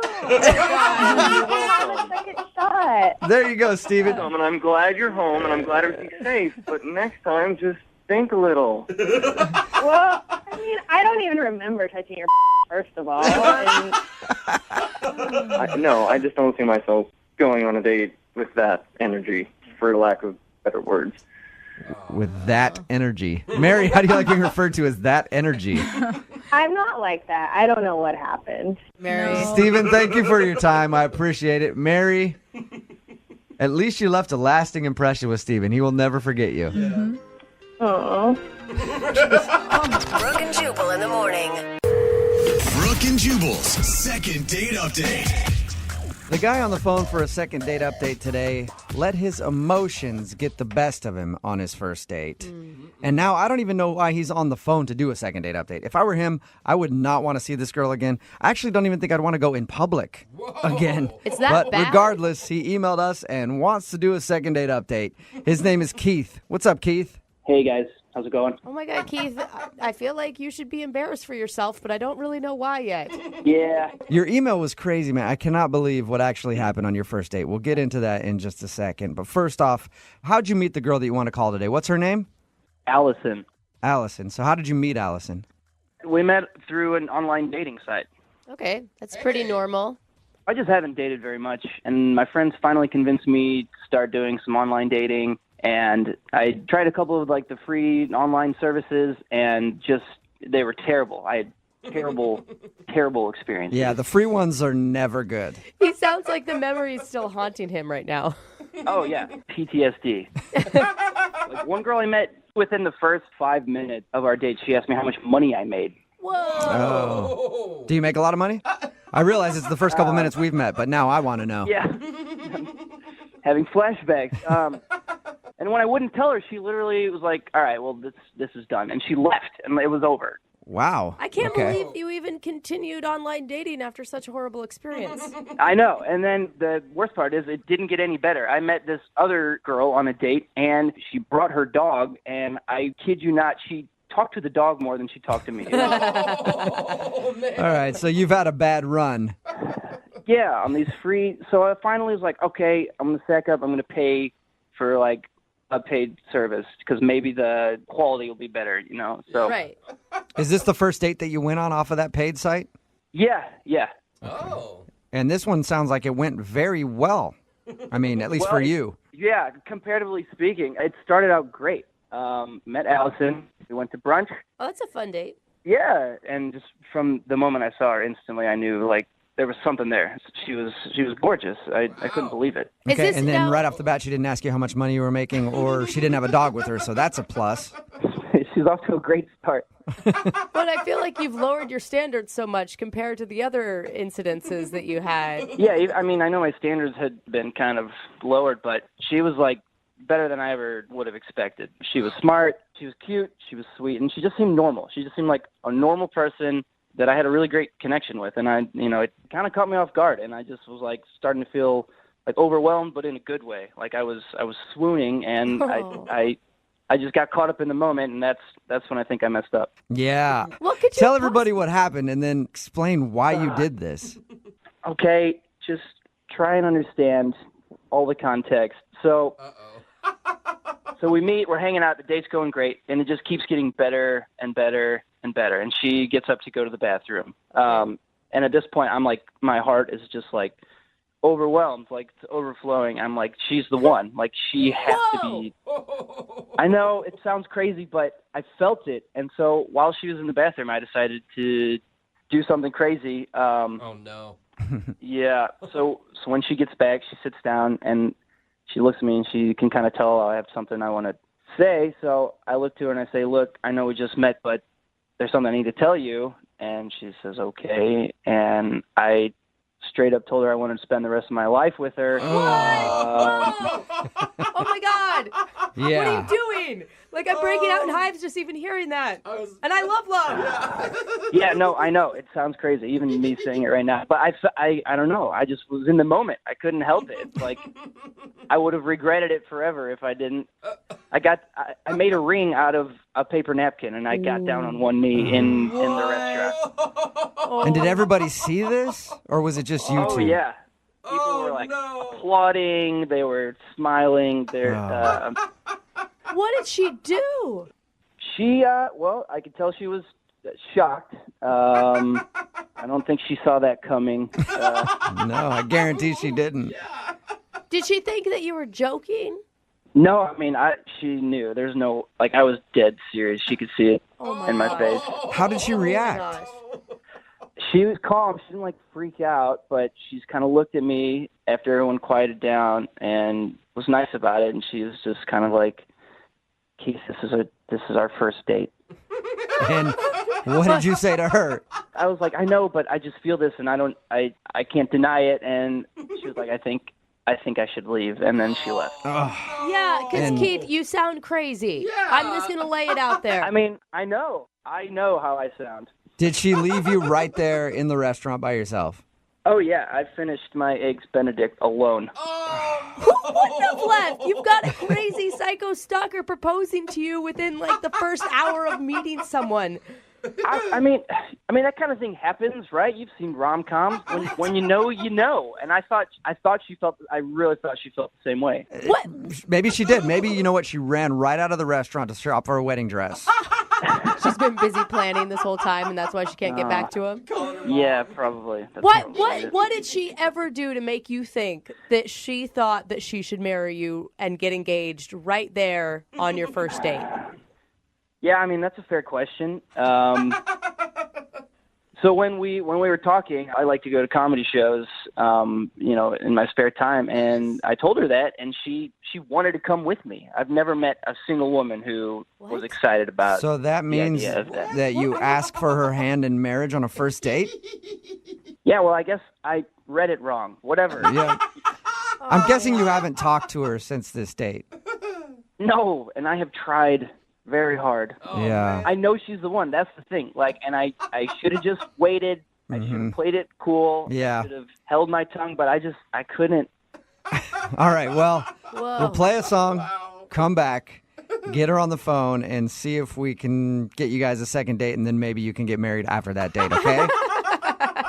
Oh, that would be amazing. All right, well, we'll get your second date update right after this. Hang on. Moving 92.5. Brooke and Jubal in the mornings. Second date update. You know what I'm hearing in today's second date update?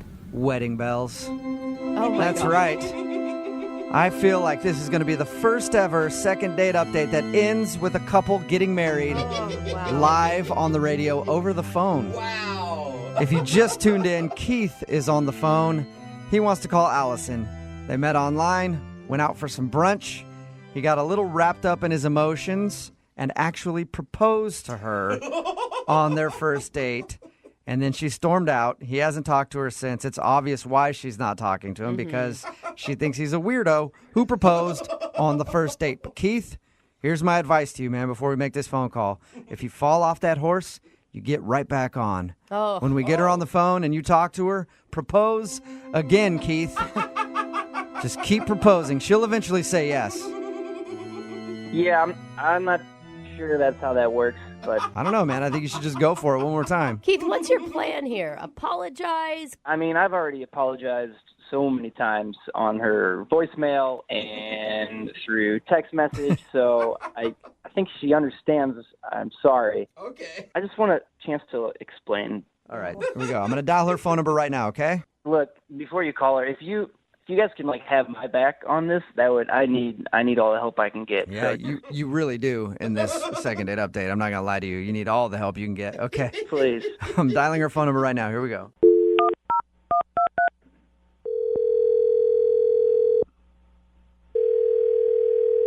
Hello? Hi, I was looking for Allison. Yes, this is Allison. Allison, this is Jubal from Brooke and Jubal in the Morning. How are you? Good. How are you? I'm good. Who's this again? I'm sorry, I'm not. This is Jubal. I host the radio show Brooke and Jubal in the Morning. I'm not sure what that is. Well, it's a radio show. It's pretty much the only explanation I can give you there is a little bit of talking, a lot of crappy music, and we do a segment on our show called the Second Date Update. I'm assuming you've never heard of that either. Not familiar with it. You went out on a date recently with a guy named Keith. Oh, boy. Yeah. Keith told us about your date. Oh, really? What do you know? Do you know that he proposed to me? We do. Yeah, he told us all about that. He says that he feels bad, but he also wanted to get you on the phone and tell you that he liked you a lot and wanted to see you again. Really? Let me ask you a question, okay? How did you feel when he proposed to you on your first date? I thought it was really weird. I feel like that's an understatement. Definitely. Has that ever happened to you before?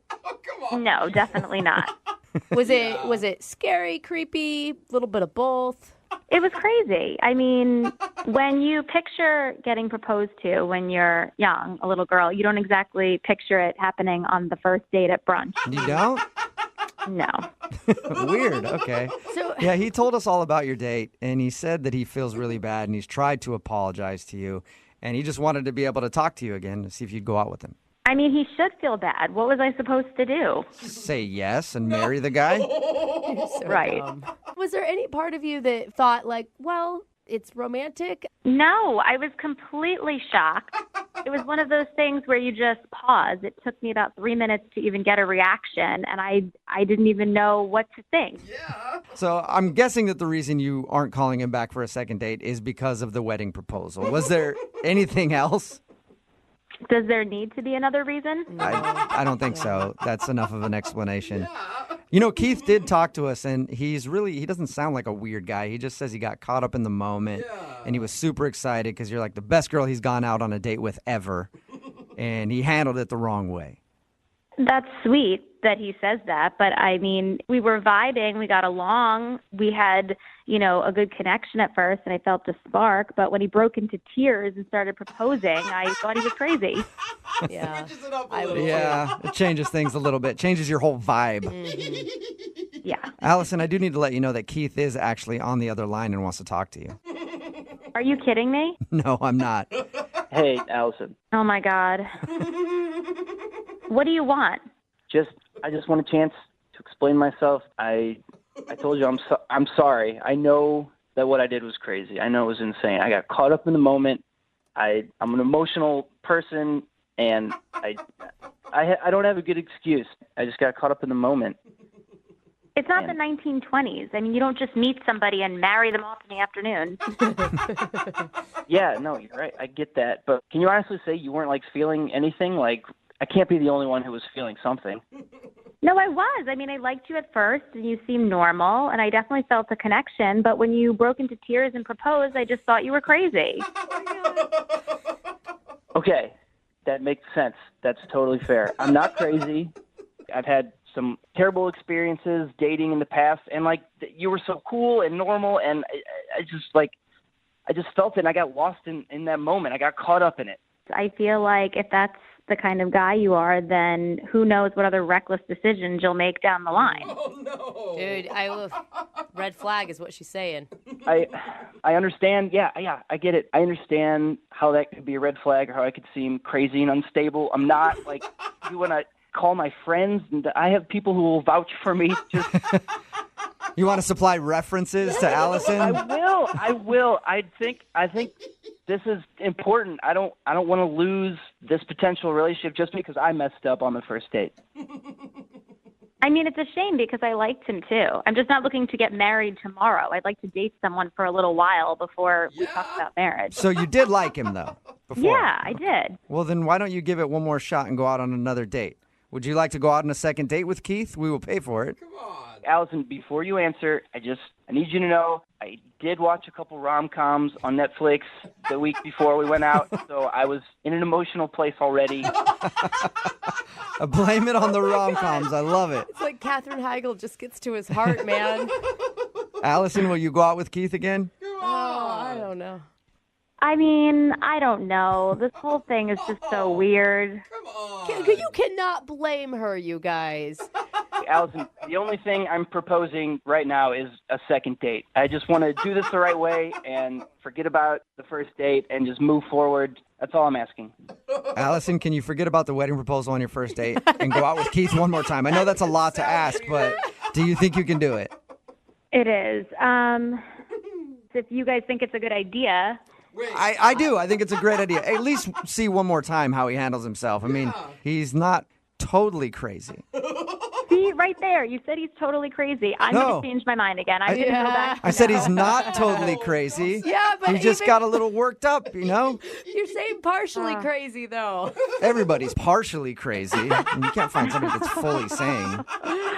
Yeah, no, I just can't. I'm sorry, I can't. No? Oh, man. All right.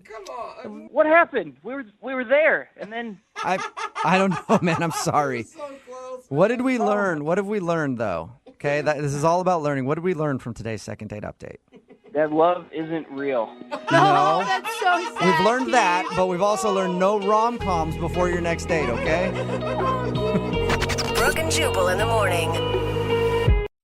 There are good friends and there are bad friends. A bad friend will be like, hey, I know someone that you should go out with. They're really cool. I think you guys would have a great time. That's a bad friend. A good friend will go, hey, you should take this girl out. She hasn't been with a dude in quite a while, and I'm pretty sure it's a sure thing. That's a good friend, and that's the kind of friends that Tyler has who wants to do a second date up with us today. Right, Tyler? Oh, gosh. Yeah, that's right, man. How you guys doing? Good. According to your email, your friends sent you out with this girl named Liz because, quote, she hadn't been with a dude in a while. Oh, geez, really? And they were telling you it was a sure thing. I mean, she's a really cute girl. There's nothing wrong with her. It's just, I think she just got into a rut. She's got both eyes, both legs, Yeah. matching set of arms. Breathing. She's got it all. Yeah. But so she hadn't been out on a date in a while, and your buddies told you that, hey, man, this is probably going to be a home run if you decide to play in this game, right? I mean, I knew it was going to be a single at least. Okay. But, yeah, it ended up being a grand slam. Whoa! Yeah. Nice. You know what I mean? Started out just looking for base on balls and then got a grand slam. Right. All right, so you obviously hooked up. I mean, I don't need you to get into all the details. Like, I don't want to know about, like, everything that happened, but how'd the rest of the night go?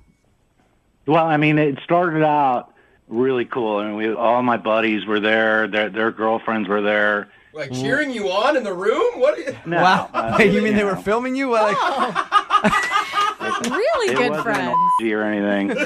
No, we met at a bar and. Oh, okay. You're talking about the date. Sorry, I was still thinking about you and her in the bedroom. Oh, gosh. Man, you guys. Sorry, we got dirty minds over here. So you guys hung out at a bar. Everything was cool. Obviously, the date went well. We kind of separated ourselves from the pack, and we ended up heading back to my place. And I mean, it just seemed like we really enjoyed ourselves. And So if she were to write a Yelp review about the experience, you'd get like 3 stars, and it was satisfactory, you think? right, exactly. Is there anything that you can think of that went wrong and would make her not want to go out with you again? There is one thing, I don't like to share the same bed with women when I sleep. Okay. So I kind of set her up on the couch, once we were done. Dude. I know a friend who he used to do the same thing. He would not sleep with a girl in his bed at all. Yeah, but you give them the bed though, and you take the couch. At least you gave her the couch and not the floor. Yeah, that's true. Hey, you can sleep on the foot of the bed. Yeah. So, okay, that obviously, I mean, I'm not a girl, and if you and I hooked up and you told me, hey, go sleep on the couch, my feelings would be hurt. Yeah. Did she look upset, though, when you told her to do that? I mean, I would figure if you said that to a girl, she'd probably be mad. Mm-hmm. I was so tired, so I don't really know I do know that she was gone when I came back out into the living room. Yeah, I'm going to tell you now, she really might have had her feelings hurt by that. Especially after being like in a vulnerable position of just having slept with you. Mm-hmm. The thing is that beyond the sexual situation, I really like this girl, and I'd like to have something beyond what we experienced. Right. I could see myself dating this girl. Just not sleeping in the same bed. Oh, no. Yeah, I mean, that's out of the question, but I do see us like going to a movie or sharing a pizza together. And how many times have you tried to get a hold of her? I've been calling her maybe once a day. You know, I've texted her. She's probably just angry with you. That's what I think. All right, we're going to play a song. Come back, call her, and get your second date update, all right? Thanks, guys. All right, hold on. Moving 92.5. Brooke and Jubal in the mornings. Second date update. I am going to take a big risk here and say the reason that our second dater, Tyler, is not getting a call back is because he would not let the girl that he hooked up with sleep in the same bed as him. Big risk, I know. Big risk. Wow, controversial. Yeah, I know. I'm going out there on a limb, but if somebody said, hey, you're good enough to, do things with me in my bed, you just can't lay next to me, I'd be offended. Yeah, I think we all would. All right, Tyler, are you about ready to give Liz a call? I'm ready. Okay. Do you have anything prepared that you're going to say to her if that is the case, to apologize, I guess? Yeah. What are you going to say to her? Well, I'm going to let it be a surprise. I mean, Okay. I don't have anything prepared. Yeah, so. it means while the phone rings, I'm going to think of something to say. Thanks. All right. Yeah, I'm winging it. Okay. We're going to give her a call right now, see if we can get her on the phone and get your second date update. Here we go.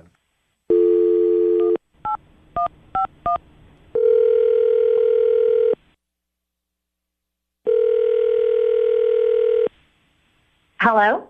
Hi, can I speak to Liz, please? This is Liz. Hey, Liz, how are you? This is Jubal from Brooke and Jubal in the morning. I'm moving 92.5. Oh, okay. Hi. Hey, how's it going? I'm good. What are you guys calling about? I'm calling you because somebody emailed us to do a second date update with you. What's the last date you went out on? What was the guy's name? I went out with this guy named Tyler. Bingo. Yeah. Tyler liked you a lot, and he wants to know why. He says that he's called you a bunch, and you haven't been responding to anything. Oh, my God. What did he tell you? He said that you guys went out with some friends to a bar, ended up going back to his place, did what animals do. Oh, God. Are you kidding? No. What an ass! He told that to the freaking radio? Yeah, he didn't say it like I did. He said it less creepily. No, he used baseball analogies. that's true. not less creepy. He said that, There's a girl that thank you for having my back. Oh, yeah, I'm with you. Liz, he did tell us one thing. He said after you guys did what you did, he wouldn't let you sleep in his bed and told you to go sleep on the couch because he doesn't like to sleep with people in his bed. And I guessed that that's the reason you weren't calling him back. I said you were offended by that and were angry, and that's why you left. Is that right? Well, there's more if you guys want to hear more. So he apparently blabbed to the radio. Absolutely. Put him on blast all you like. Yeah, we love that. Well, he's right. We did get romantic. Nice. Mm-hmm. Romantic, that's a better way to put it than I did. Way better, you. Jubal. Thank you. Where's the ladies at in the room? They know to be a little more classy about it. Should have a job in broadcasting. That's good. Okay, so anyway, continue. So then, it's intimate. And then he was here, he set me up on the couch. And I was pretty offended and disappointed by that. So that was weird. Okay. But I was I'm just going to try to sleep and, I'll wake up and leave. But then I heard this beeping, like a weird beeping, and it was coming from his room. What? So at first I was maybe it's a smoke alarm, but I walked into his room and he's out. He's just dead asleep. And the beeping was coming from the bed, and I pulled back the covers, and there was this speaker on the side of his underwear, and that's what was beeping. His underwear were beeping? I don't get it. Yeah. So I had Why? to go home and Google it because I was that's weird, robotic. And so I go home and I Google it, and it's piss your pants underwear. It's a pee pants alarm. Are you serious? Those exist. Those are a thing? It's supposed to wake you up so you don't piss yourself and sleep out. Oh my gosh, Jubal is so jealous right now. One, I want to get some of those, and two, that is amazing. So you saw that he was. It didn't work for him. Maybe he needs to set his alarm on higher. Oh, man. This is humiliating. Liz, that is Tyler's voice. Yeah. On the other line, he was, of course, listening. Oh my God, you creep! You did not. This was going to be your secret, and you decided to call the radio. So congratulations, piss pants. Piss Pants Tyler. my We got a God. new nickname, guys. Tyler, I had no idea there are beeping underwear to wake you up if you've wet yourself. That's cool news, but does that happen to you often? I can't believe you guys are making fun of my affliction. Like, Because you're a preschool this is freak. just ridiculous. You're a bedwetter. You were an adult freaking bedwetter. Did you wear diapers to our date? Like when you took me out, were you like sitting in like crunchy plastic diapers? I'm gonna get off. I gotta get off. No. Oh, come on, Tyler. I'm sorry. Goodbye. No, Tyler, come on. Goodbye. You Tyler, started it. we want to know about your pee-pee problems. Yeah, we're not making fun of you, dude. I am. Tyler, are you there? Tyler? No. Oh, come on. Tyler. I think Tyler hung up. You know what, guys? If you can't take it, don't dish it out. I don't feel bad at all. I'm pissed. Liz, you destroyed him. Yeah, you might have been a little harsh, Liz. Come on. He called the radio on me. I was going to take this secret to my grave. I would probably tell a friend or two, let's be honest. Yeah. But if he's going to call me out about what I do on a first date, then that. All bets are off. All right, well, Liz, thank you very much. Normally I would ask if you want to go out on a second date with him, but he's not on the phone anymore, and I'm guessing you don't want to go out with him anymore. Bubba Bing, you're correct. No, thank you. I don't want to be someone's mommy, and plus I don't want to wake up and be pissed on while I sleep for the rest of my life. Yeah. Hey, some people are into that. Yeah. I'm just really excited to know there are beeping undies. I got to get some of those. You really do. Why are those a thing? I feel like if you've already peed yourself, you're in it for the long haul. You might as well sleep until the morning and then deal True. with it. Nobody wants to be woken up by that. Hey, that's why I didn't wake him up. You guys, I am nice. I was like, he's already sleeping in it. So I won't wake him up and be like, hey, weirdo, you sleep in shit. Right? You didn't want to embarrass him on the spot, Yeah. just later on the radio. Hey, because he asked for it. Liz, thank you very much. I think that we're going to start a new award just because of you. This is the second date of the week. The best second date of the week. Second dater of the week. Yeah. I won an award. Yes, Oh my you did. God. You turned around real fast. I was mad at the beginning. Now I'm on fire. I feel like I could go be the president. Brooke and Jubal. You can put a damper on a first date like getting into legal trouble. What? Right? I know for me, personally, I had an experience a while back. I set up this big romantic evening. So I ended up going, I picked the girl up from work, pick her up just on the street there, and then we go for a drive. And the next thing I know, I'm in handcuffs. And the officer's talking about solicitation or something. Whatever that means. Yeah, completely screwed up my date. I didn't even get to finish the date. And of course, I never heard back from the girl. So yeah, getting in legal trouble is always an issue on a first date. Man, I hate that. It was terrible.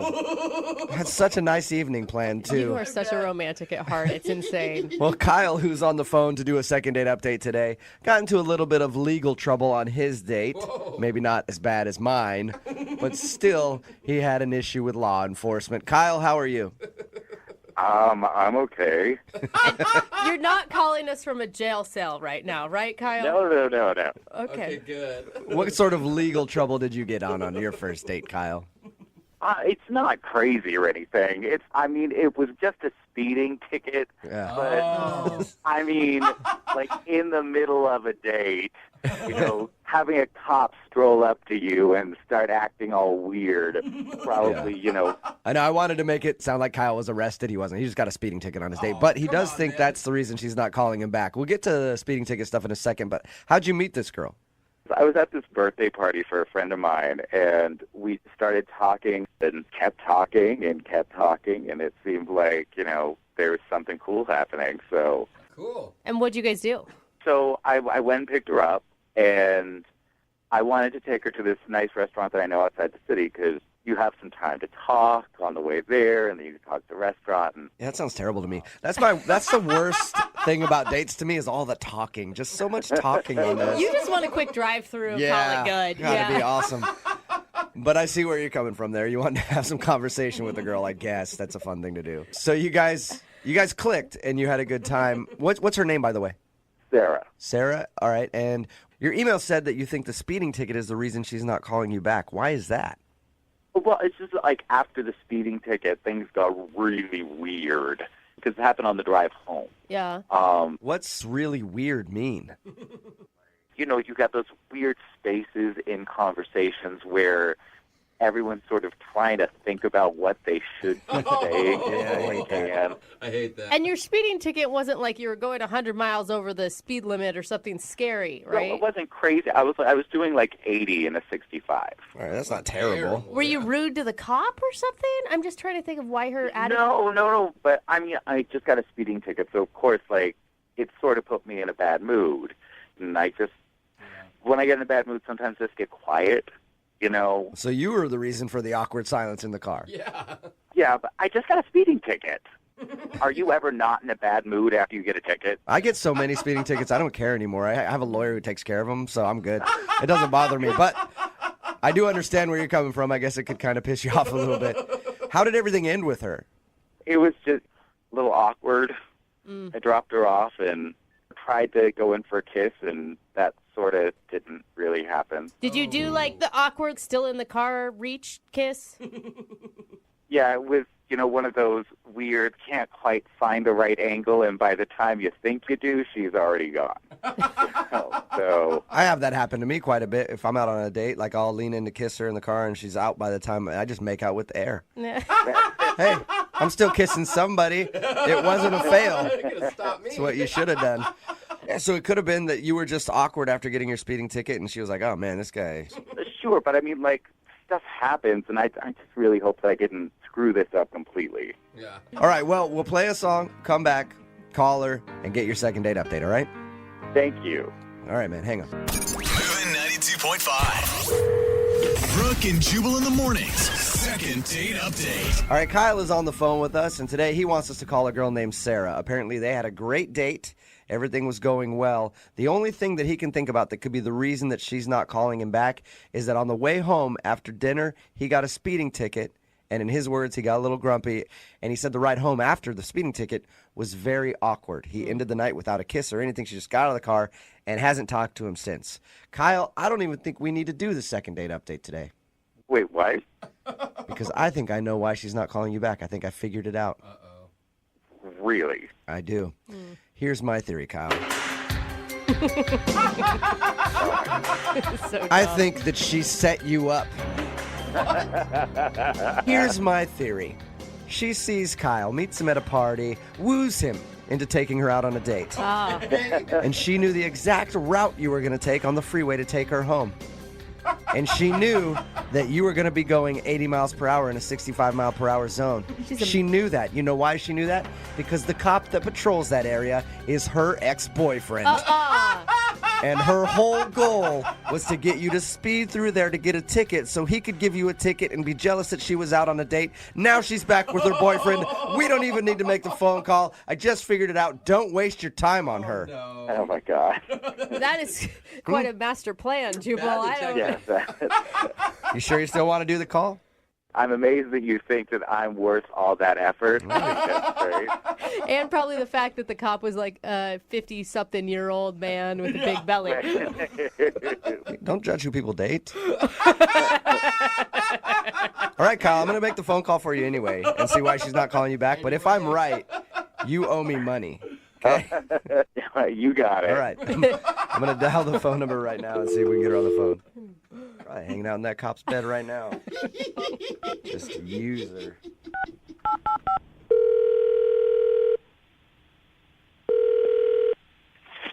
Hello?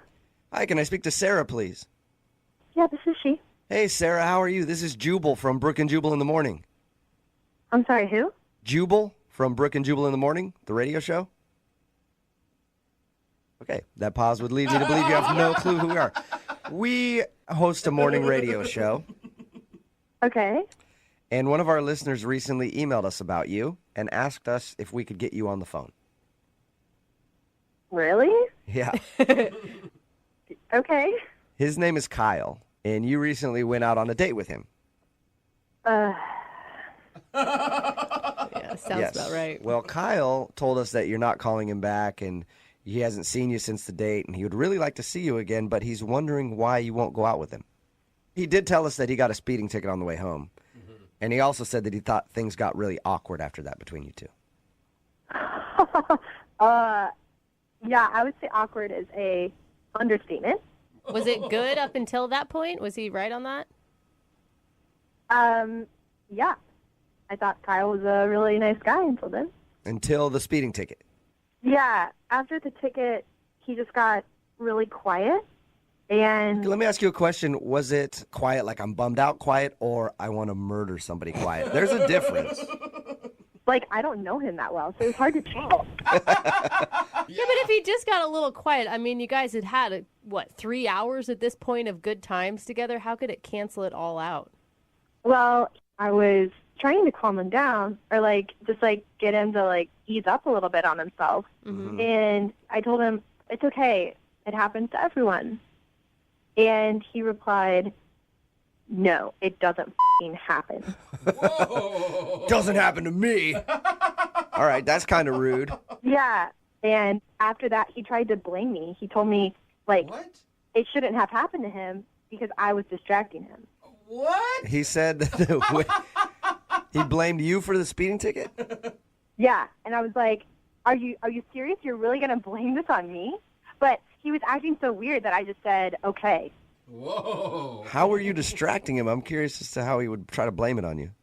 Honestly, I have no idea. I was just in this car with a guy that I only known for a couple hours, and I would just say anything to get out of there. Yeah. Like he was that scary mad? I mean, he was just kind of a for blaming me, saying that I was the reason you got the ticket. Like, that made me feel like Yeah, that's kind of rude. I couldn't imagine being on a date with a girl, I get a speeding ticket. I'm like, it's all your fault. If you wouldn't be talking. See, you women are always just talk. Never shut up. That's how I get speeding tickets. The worst part was that he asked me to pay for the speeding ticket. What? How did he even say something like that? Well, he says, don't you think you should cover some of it?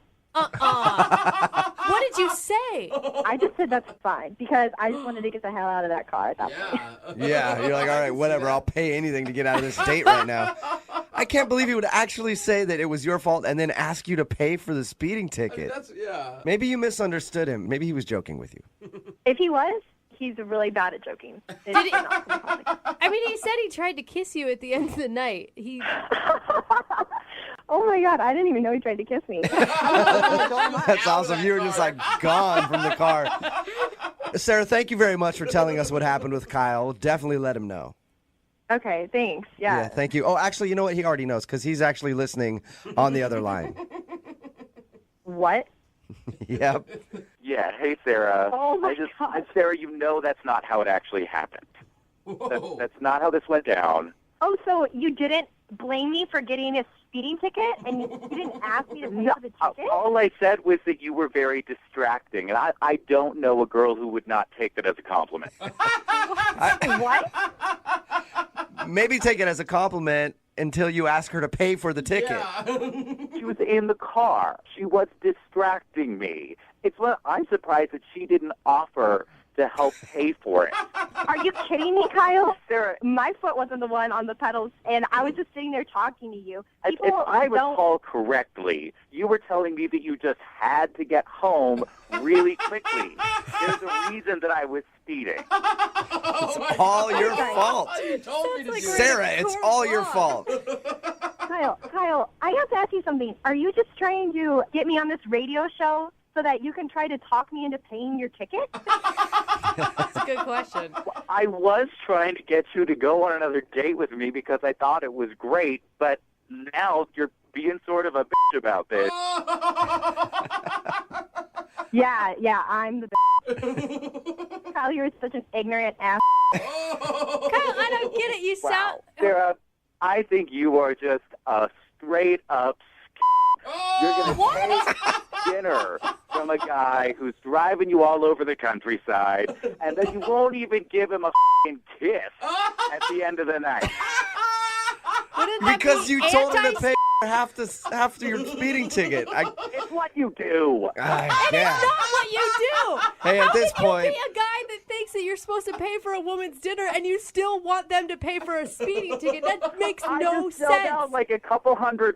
I mean, come on. Oh my Well, at this gosh. point, I would love to ask Sarah if she will go on another date with Kyle. Sarah, are you still on the phone, or do we lose you? I'm here. All right. I'm speechless. Sarah, would you like to go out with Kyle again, or pay for a second date? No. Okay. Oh my God. You know what? Stay speechless. All right? You're better that way. You're better that way? Oh my God! Oh, man. Escalated Yeah. quickly. Kyle, obviously no second date, and I don't think you're really too upset about that now. Nope. And you said you'd pay for it, so why don't you pay for half my ticket now? Yeah, right. Brooke and Jubal in the morning. Brooke and Jubal's second date update. Whenever you're on a date, you can always kind of tell how it's going based on the mood of the person you're with. Sometimes you start a date, they're very happy, and they get even more excited by the end of the date, and you're like, that was a good date. Sometimes you can tell that things kind of shift. Like, I was on a date one time. She seemed very perky when she showed up, very happy to be there. And then in the middle of the date, started trying to slit her wrist with a butter knife. And I was like, I think she's trying to get out of this, but I can't really tell. And that's kind of what happened with Sasha, who's on the phone today. She says she could tell by the end of her date that her date's mood shifted dramatically. Sasha, what's up? How are you? Hey, good. How you doing? Was Not your too date bad. as subtle as what Jubal described? A little more subtle, I think. Okay, good. So tell us about the guy you want to call today. What's his name? His name's Evan. Evan. And where did you meet Evan? I met him at a bar after work on Friday. Okay. It wasn't like a late night, you both were hammered type of first meeting. No, not at all. In fact, I was supposed to meet my friend there, and I hadn't had anything. I was just waiting for her, and then he came in, so. Okay. So you met him at the bar, and then is this the date you're calling about, or did you guys actually go out on a real date? No, we never actually went out on a date, but we hung out for a really long time that night, and I thought we had a great time, so. What went on that made you think that you guys had a great time? He just made me laugh. Like, he didn't talk to me for a little bit when he came in, but, like. Did he have a line when he approached you? Yeah, he just said something cute, silly about thank God it's Friday or something. It was, nothing crazy. Just normal. Yeah, just normal chit chat. Normal's good nowadays. Yeah, right? Already a plus. Yeah. Yeah, he was just really cute and sweet, and he bought me a drink, and my friend canceled, so yeah, he and I just ended up hanging out for I don't know, 2 hours or so. Oh, that's a long time. Yeah. So, I mean, it felt like an impromptu date to you then. Yeah, we were having all kinds of conversation about movies and music, and we connected over the fact that we both like classic rock and stuff like that. And Okay. And you said that you could tell by the end of your hangout that his mood changed. How'd that happen? so we were hanging out and we were getting a little tipsy, I guess, at that point, and the bar was setting up for karaoke. Mm-hmm. Fun. And since I was a little tipsy, I got kind of in the mood to sing. Ooh. So I did. I got up and I sang "I Will Always Love You" by Whitney Houston. Classic. That's Okay. that's a big endeavor there that you chose. Good range. Did you look him directly in the eye while you sang it? Because that might have turned him off. No, I didn't do that. But I feel like I did kind of a good job. I told the audience that I'd never really sung that in public at all, just in the shower and stuff. But the crowd just loved it. It was awesome. They just were applauding and coming up to me after and hugging me and wow. even, I know, and one lady even had tears in her eyes. What? And It must have been really good. Either that or everybody was just really drunk. Yeah. something, I don't know. One person even said that it was the most beautiful thing they'd heard. I mean, it was serious. Whoa. Okay. Wait, and so his mood shifted after that? That was the downfall for him? Yeah, the whole mood was just weird after that, and then 5 minutes after, he just made some excuse and said he had to go. And I like kind of was like tried to be cute about it and begged him in a cute, not weird psycho way, but nice way to stay. Yeah. You know, and he didn't. And it's been like 4 or 5 days and he hasn't reached out. So I'm like, what? Have you tried to call him or contact him? Well, I reached out once and he didn't respond. I don't want to be like some freak, you know, and right. annoying. Right. So have us do it instead. That makes sense. All right. Well, we'll figure it out. We'll play a song and then come back and call him and get your second date update, okay? Okay, sounds good. Moving 92.5. Brooke and Jubal in the mornings. Second date update. This hasn't been confirmed yet, but I'm pretty sure we have the best karaoke singer in the world on the phone with us right now. Her name's Sasha, and she's calling us for a second date update. And she told us about her first date. She went out with a dude named Evan. They actually just met at a bar, hung out all night. She sang karaoke, and the reason I say she has to be probably the best karaoke singer in the world is after she sang Whitney Houston's I Will Always Love You, apparently everybody in the bar was standing and clapping and hugging her, and I've never seen that happen at karaoke ever before. Most people are just laughing at the person who did it. So anyway, she's confused why Evan isn't calling her back. They hung out, and then he left, and he hasn't called her since. She's reached out to him one time and hasn't heard anything. Sasha, I didn't ask you in the first part of the second date update, but why do you think he doesn't want to call you? Oh, man, I don't know. I've been going over this and over this, but, I mean, maybe he didn't get a chance to sing and wanted to, and I took the spotlight. Jealous? Oh, he could be jealous. If he's jealous that you're a better singer, you can't date him. I mean, that's one possibility, or I don't know, maybe, like, I was paying too much attention to the people who are giving me compliments for a little bit. I don't know. Yeah. Either way, you wouldn't want to date somebody like Yeah. that. They're going to be trying to outshine you, and you got to let your star shine, Sasha. Right. Thank you, yes. All right, I'm going to call him right now and see if we can get him on the phone, okay? Okay. Okay, here we go.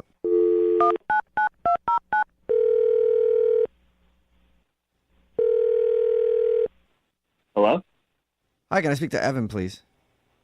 Yeah, this is him. Hey, Evan, how are you? This is Jubal from Brooke and Jubal in the morning. From where? Brooke and Jubal in the morning. It's a radio show. Oh. It's always what you want to hear. Oh.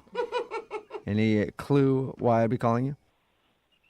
Oh, is this like one of those prank call things or something? No. Prank no, that's another thing. Dang That's it, another you thing. got us. It's not that. We do a segment on our show called the Second Date Update. That's where if you go out on a date with somebody and then end up not calling them back, they can email us to get you on the phone and find out what happened. And so we got an email about you from somebody named Sasha. Really? Yes. Sasha emailed us and told us about the night you guys met and hung out at the bar. Yeah. And she's also curious why you haven't called her. She says it's been a few days. She really liked you, thought you guys had a good time, and nothing. Oh, boy. Okay.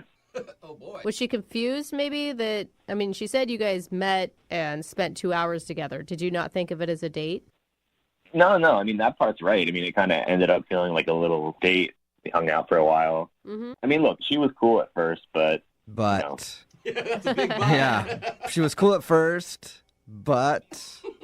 I mean, look, if you have to tell her something, you could just tell her, maybe I'm not ready to get involved with someone that's in a situation like hers. What's her situation? She didn't tell us she had a situation. She just said she was waiting for a friend at the bar, and they never show. Oh, you don't want someone who has friends that bail on them? Is that it? She said she was waiting for a friend. They didn't show up. What's her situation? Yeah. I was just kind of disappointed. It was going great, but then, I don't know. It got kind of weird. She said that when she got up and sang Whitney Houston, I Will Always Love You, and she finally got back to where you were sitting, that your whole mood changed after her performance at karaoke. Yeah, that's 100% correct. Really? So was it the singing? I mean, for like an amateur singer or whatever, she was actually pretty good. Did you think that she was trying to tell you that she'll always love you? Is that the problem, and that freaked you out? Well, no. I mean, that would have been weird, but I don't know if she conveniently left this part out or if she forgot because she had a couple of drinks.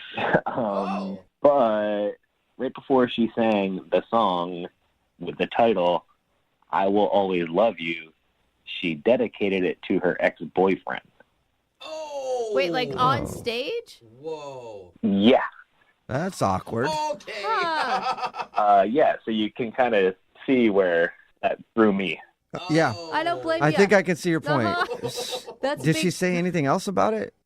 No, I mean, she just went up there. She dedicated it to her ex-boyfriend. She said, "This is for Dennis." Oh, my God. She belted it out. Everyone loved it. And then I'm sitting there like, okay, is she trying to send me a message? Maybe she's trying to say, I don't like you very much. That's what I would have thought. All I can assume is, I mean, well, clearly she's not over this guy. It seems like a big red flag to me. And did she say Dennis is her ex-boyfriend, or could Dennis be somebody else? No. She said, to my ex-boyfriend. Oh, Dennis. man. And then that's saying, I will not really always love you. good. And then is wondering why you're not calling her back. Yeah. Not a lot of blame on you for that one. Yeah, maybe if it was a different song or something, Yeah. Yeah. Maybe I will always hate you. That would have been better. All right. Well, that's very understandable, Evan. Thank you for sharing that with us. I appreciate it. No problem. You know who else appreciates it? No, who? Sasha, because she's actually on the other line listening and wants to talk to you. What? Are you kidding me? No, I'm not. Unless she hung up. Sasha, are you there? I'm here. Hello. Oops. Oh, hey, how's it going? Hey. Oh my gosh. Now I know what happened. Yeah. Sounds like you got your answer, Sasha. How'd you leave that part out? Yeah, I mean, come what on. is the big deal? I mean, I just think it's shocking that you're even reacting this way. Like, don't you have people that you love in your life? And it's just a song. Big deal. Yeah, I mean, I do, but I wouldn't do that in front of, like, an entire bar of people.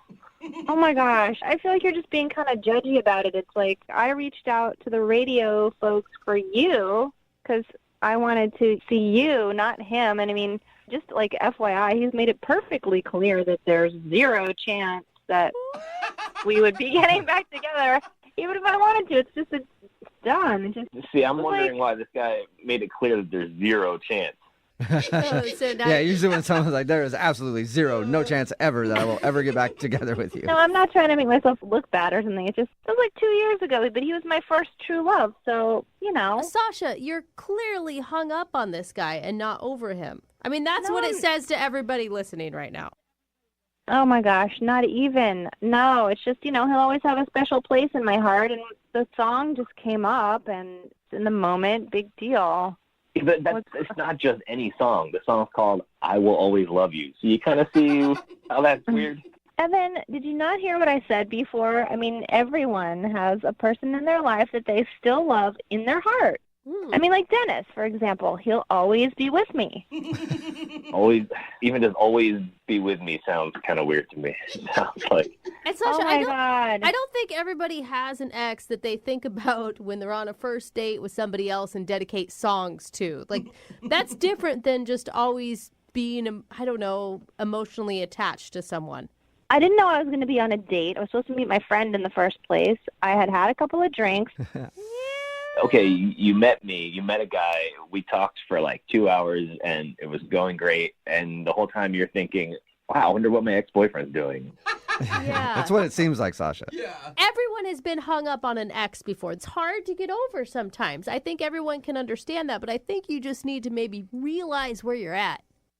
I'm not hung up. I just sang a song. Oh, my gosh. I was doing karaoke. It's not like I'm, like, every single day pining away. Like, if you would have told me about a past boyfriend or something in conversation, that would have been fine. Like, I get it. That's something that comes up. But dedicating a song to him, like... No, I mean, if you want me to make this better, we'll go back to the same bar. I'll do the same song, and I'll dedicate it to you. It does not mean one thing. What do you think, Evan? I mean, yeah, I think she's right. I think it wouldn't mean anything because she'd still be hung up on this guy. Well, wait, let's make sure. Would you like to go on a second date with Sasha? We'll pay for it. I don't think so. I'm sorry. I don't think... It just doesn't sound like it's going to be a good idea. Why? What? Look, because you're in love with your ex. That's why. Come on. No, I'm not in love with my ex. I've explained this. It's just a feeling in my heart that I'll always have. It's just, got it. It's not in love with him. It's just a feeling of love that you have in your heart that you will always have for him. Is that right, Sasha? Yes, exactly. That is exactly what I meant. Okay. Got it. Well, wow. Sorry, Sasha. No second date. Evan, thank you for your time. Appreciate it. Yeah. Thank you. And Sasha, don't worry. You'll always have Dennis, okay? Yeah. You guys should call Dennis. Maybe he's free to go out with it. What do you think, Sasha? Should we call Dennis? Ooh. No, I already told you there's 0% chance we're getting back together. Yeah, that's right. Brooke and Jubal in the morning. I don't know how many times I've been out looking for a new pair of pants at my favorite store, Hot Topic.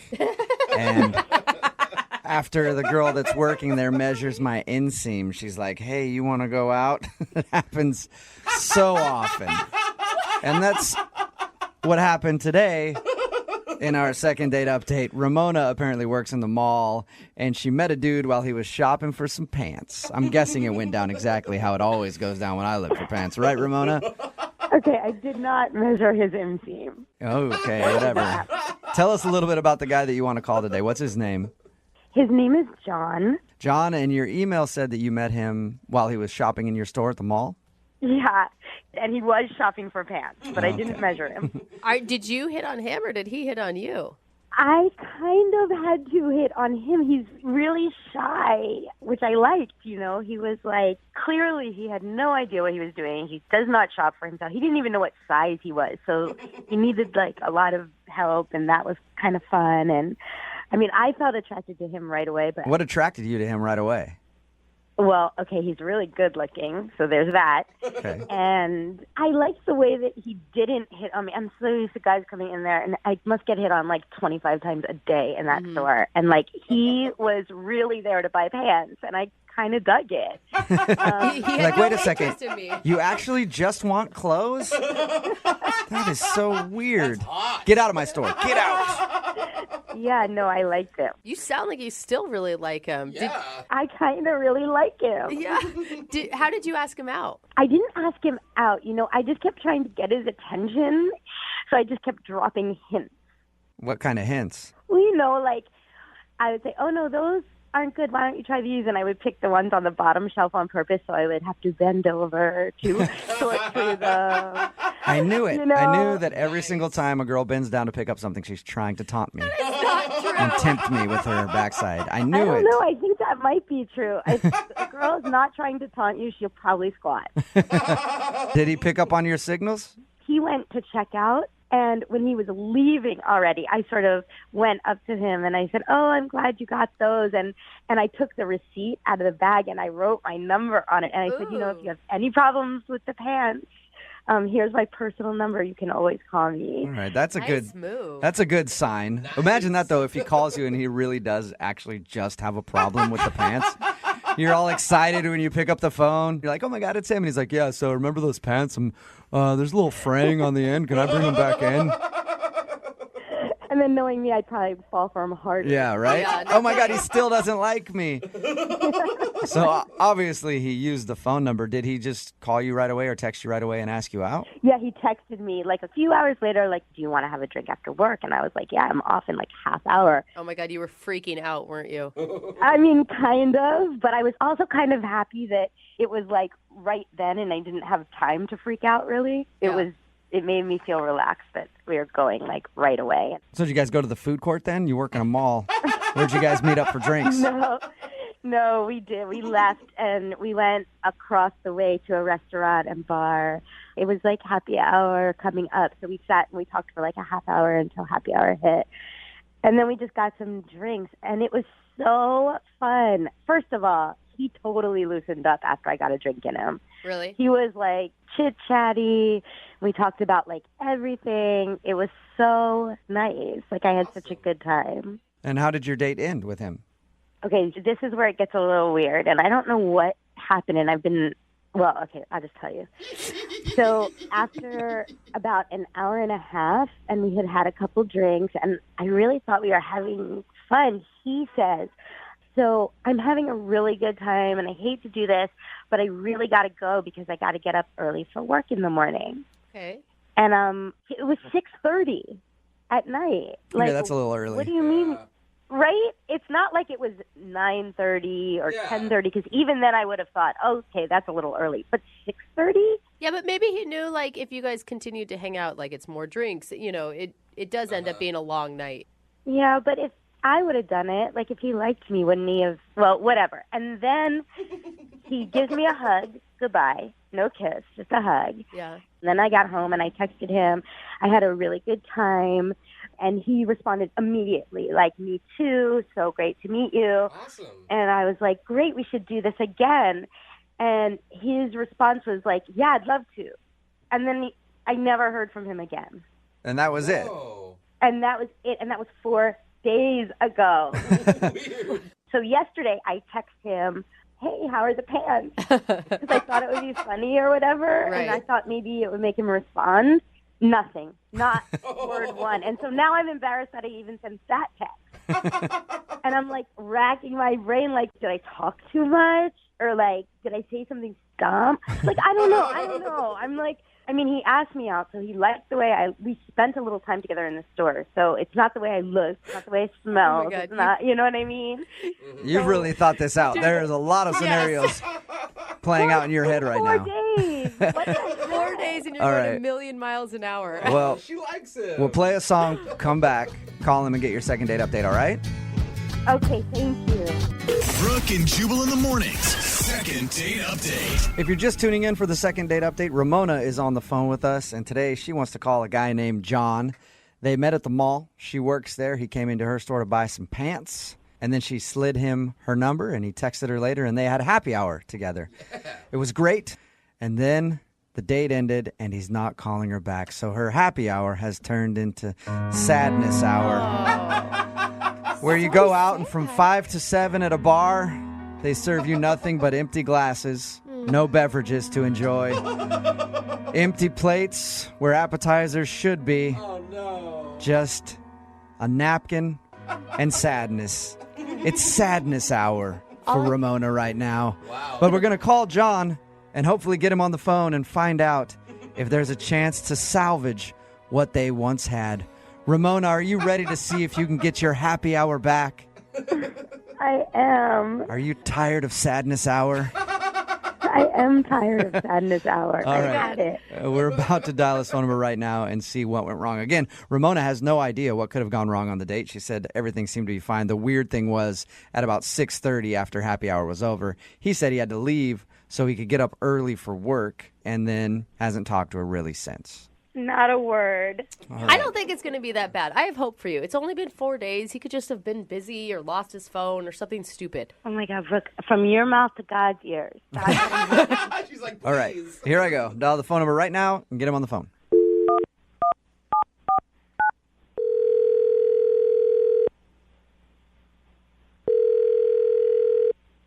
Hello?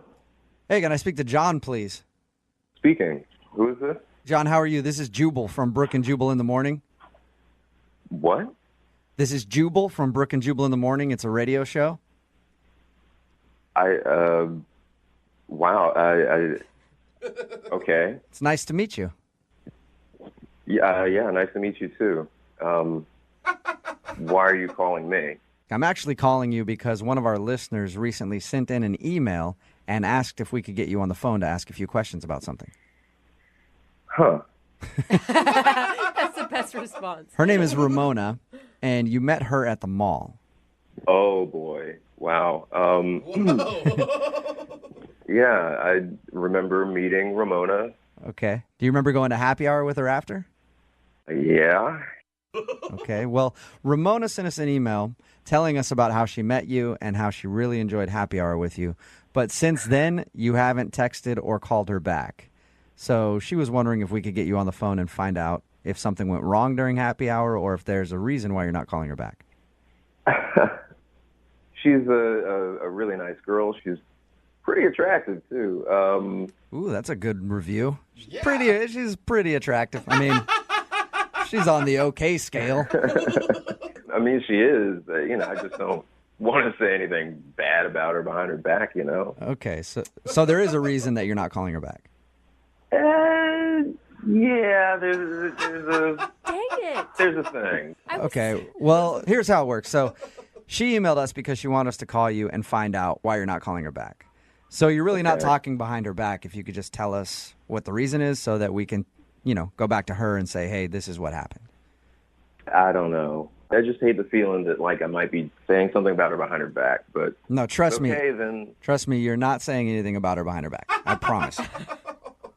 okay.